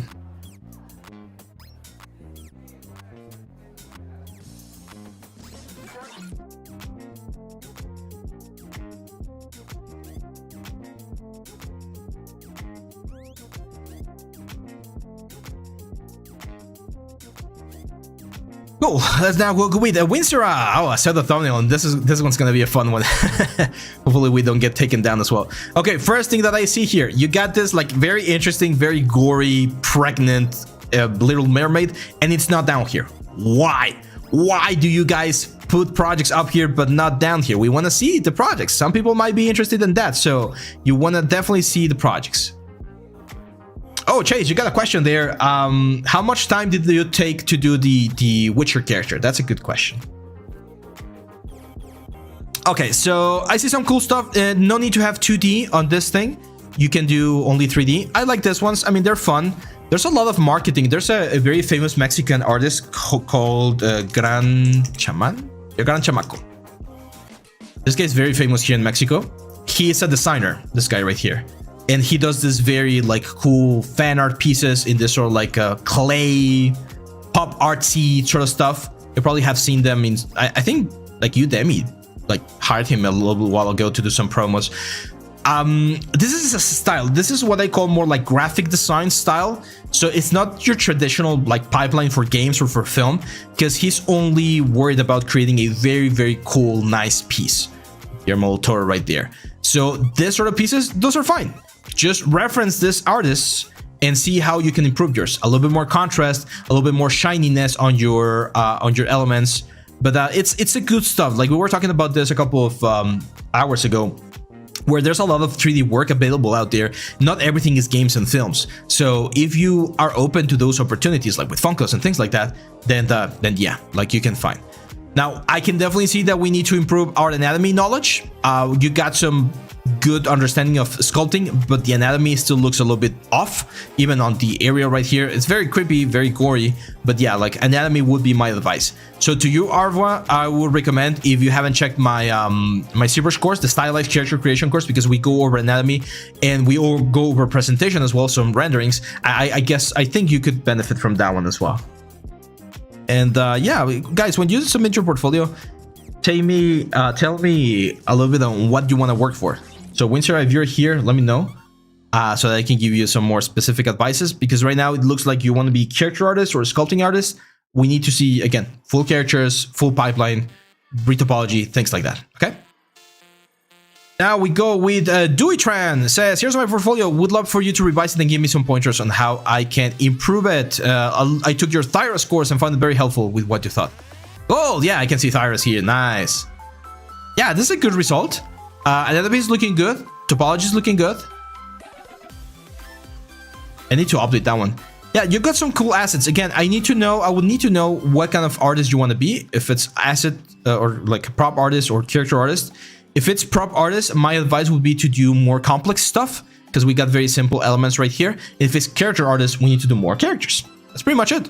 But yeah, with this, I know, like, if you saw the course, then I know that you know the full process. Again, high poly, low poly, retopology, stuff like that.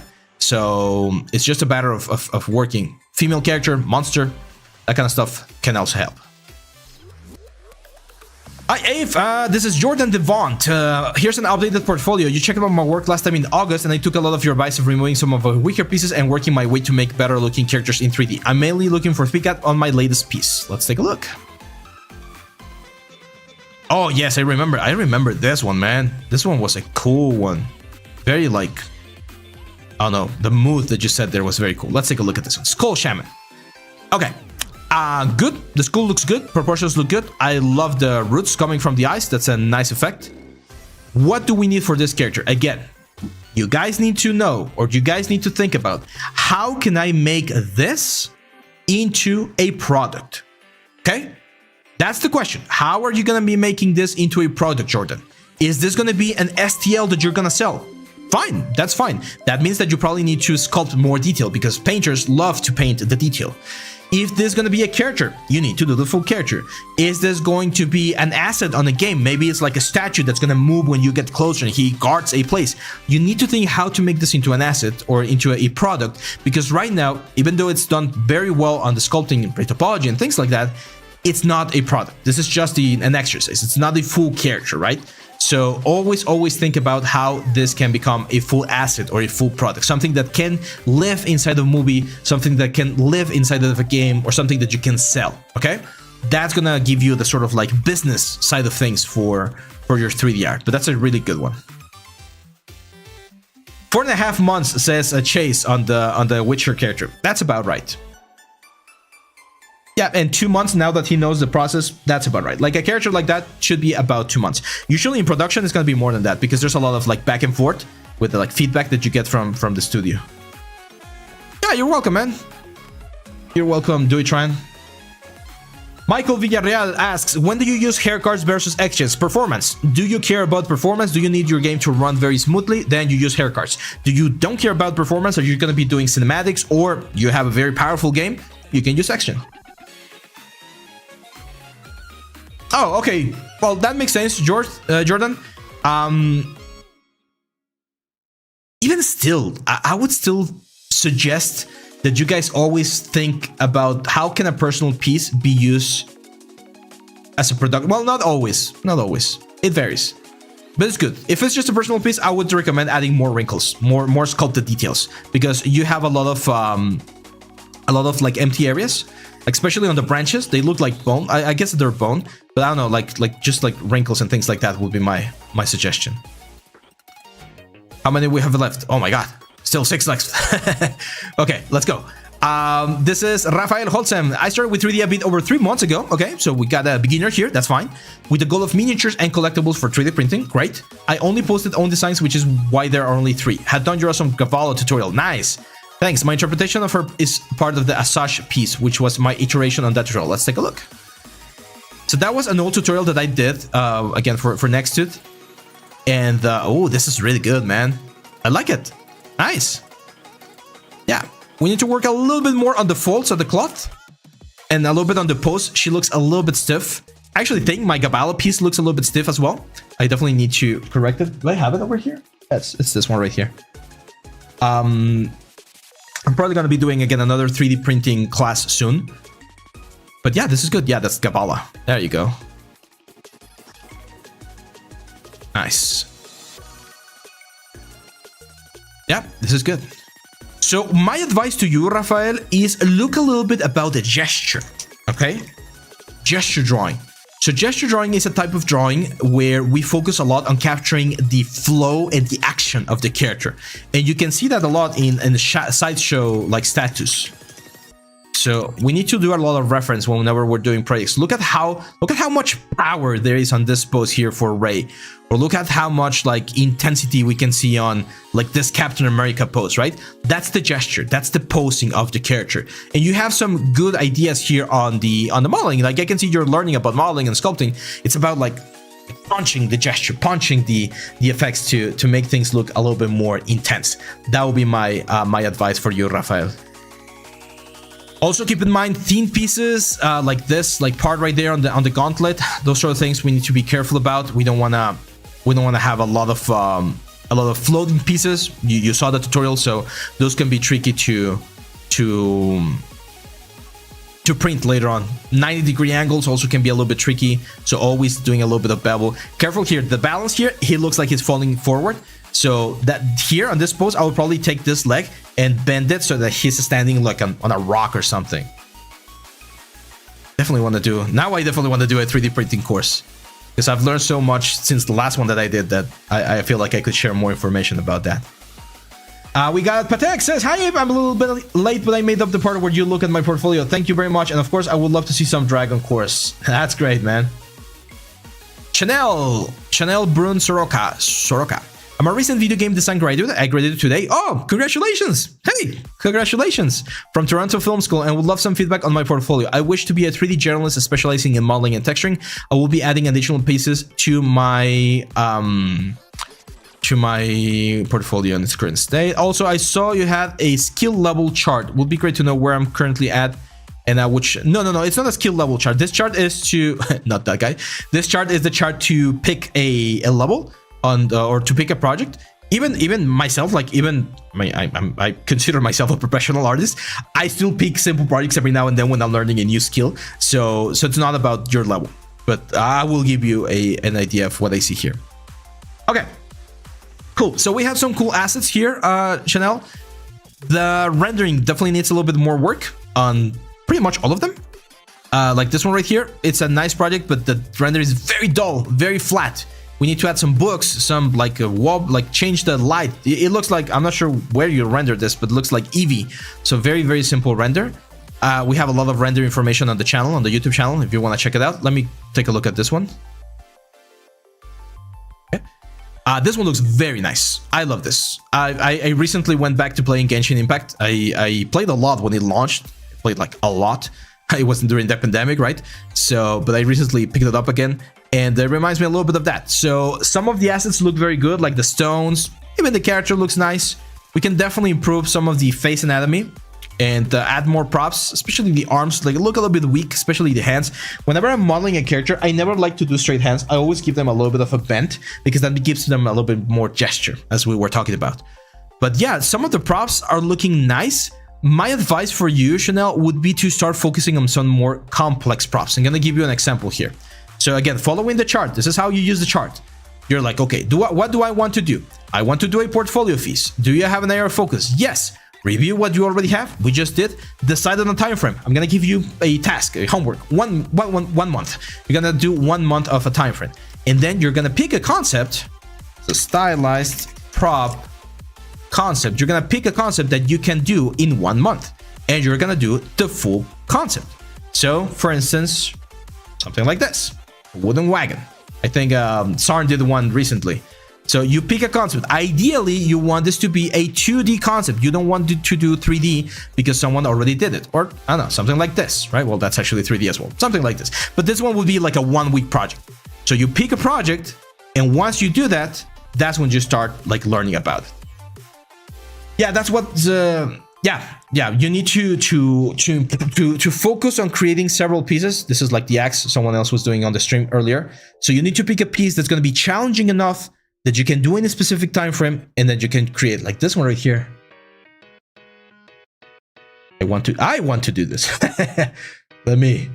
Sorry, I'm gonna send you the message because I want you to save me the link. This one's a very nice one. Now, my advice is try not to do something that has been done a lot of times. So if I start seeing that a lot of people have done this, then it really doesn't help me to do another take on it. That's when, if you have a friend who's a concept artist, that's when the collaborations come into play. You can, hey, I want to do something like this. Can you do something similar? And that's going to help you. So that would be my advice. Chanel, I think you are in like the, of course, like recent graduate level. You just finished school, but you have all of the necessary knowledge. Now comes the point where you need to start polishing. Polishing. Don't try to learn new techniques. Well, of course, learn new techniques if you can, right? But right now, you need to make sure that all of the tools that you know, you can execute them at the best possible level.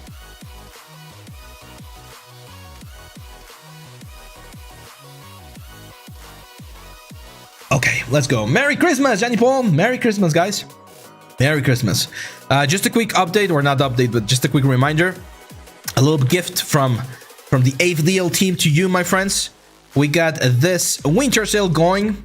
So if you are watching this and you want to improve your stuff, you want to improve your rendering, you want to improve your modeling, your sculpting, we got a Blender course, a ZBRUSH course, or a Maya course. All of the courses right now and until the 27th are gonna have a like the maximum discount that we can offer on Udemy. So if you want to check them out, if you're watching on YouTube, it's gonna be on the description, and if you are on the Discord channel, it's gonna be there on the Discord. If you're watching on Twitch, Sarn is gonna paste the codes. There you go, right there for you to check out.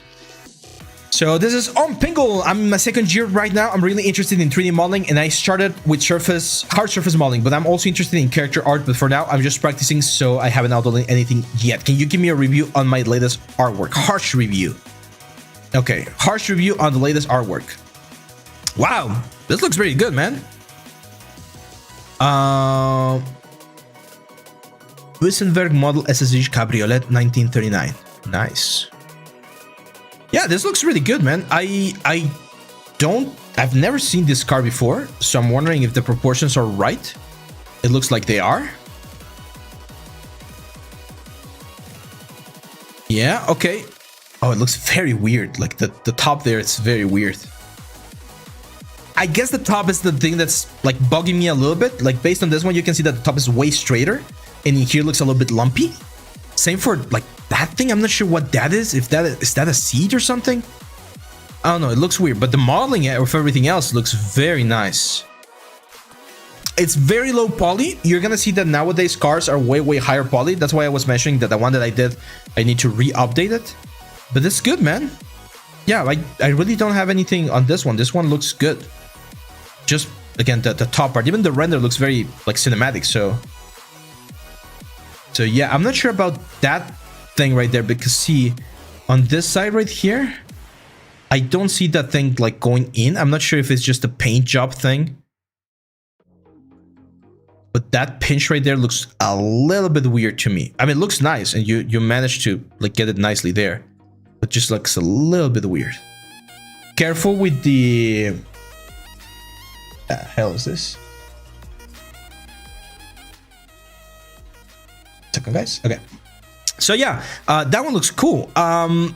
I know you mentioned that you want to be a character artist. If you want to be a character artist, you need to start learning about character art. So again, proportions, anatomy, all that sort of stuff to make sure that you get your stuff. Okay? But yeah, that's good, man. Just keep up the good work. Keep up the good work. Almost there, guys. Just 2 or 3 more. I know it's very late where you guys are, so it's just 2 more. 2 more. There we go. So... Owen Pingle says, I'm also applying for internships for summer 2024. So around which month is the last day to apply? I'm not sure because I haven't done internships in a long time. So I'm not sure, but I think they start or finish by March, something like that.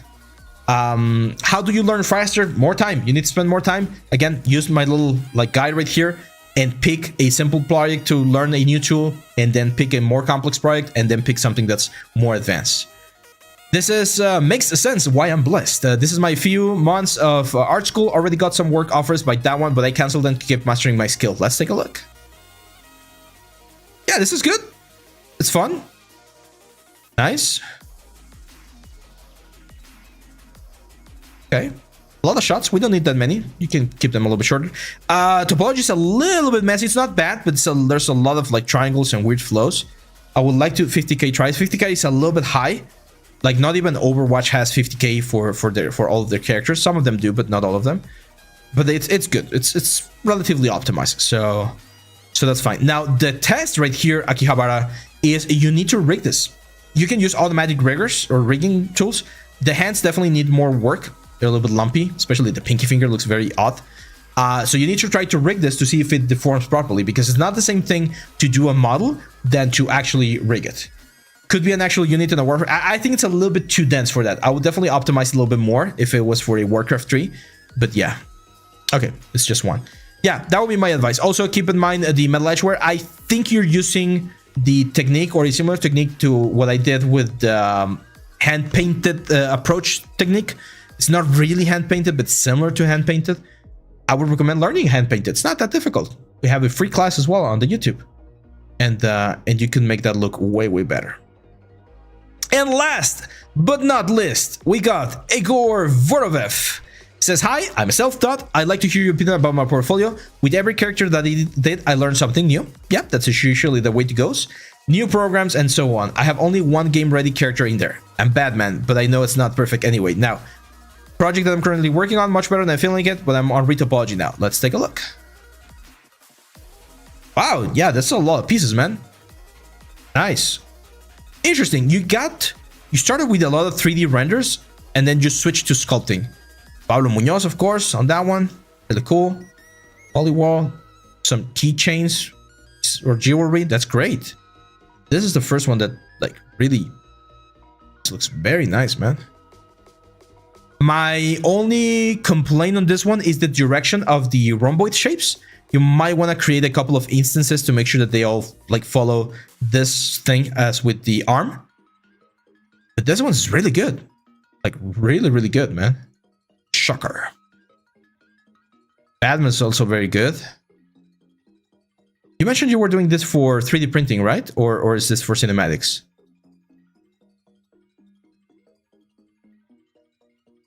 Apology could be improved a little bit, especially in this area. It's a little bit tense. It's a little bit dense here. Remember, this is very important. Density-wise, you always want to have the same density or as uniform as a density as possible. Because otherwise, what's going to happen is you're going to have certain areas that are going to deform very nicely, and then certain areas that are not going to deform as nicely. But yeah, that's cool, man. Nice, nice. Yeah, cool stuff.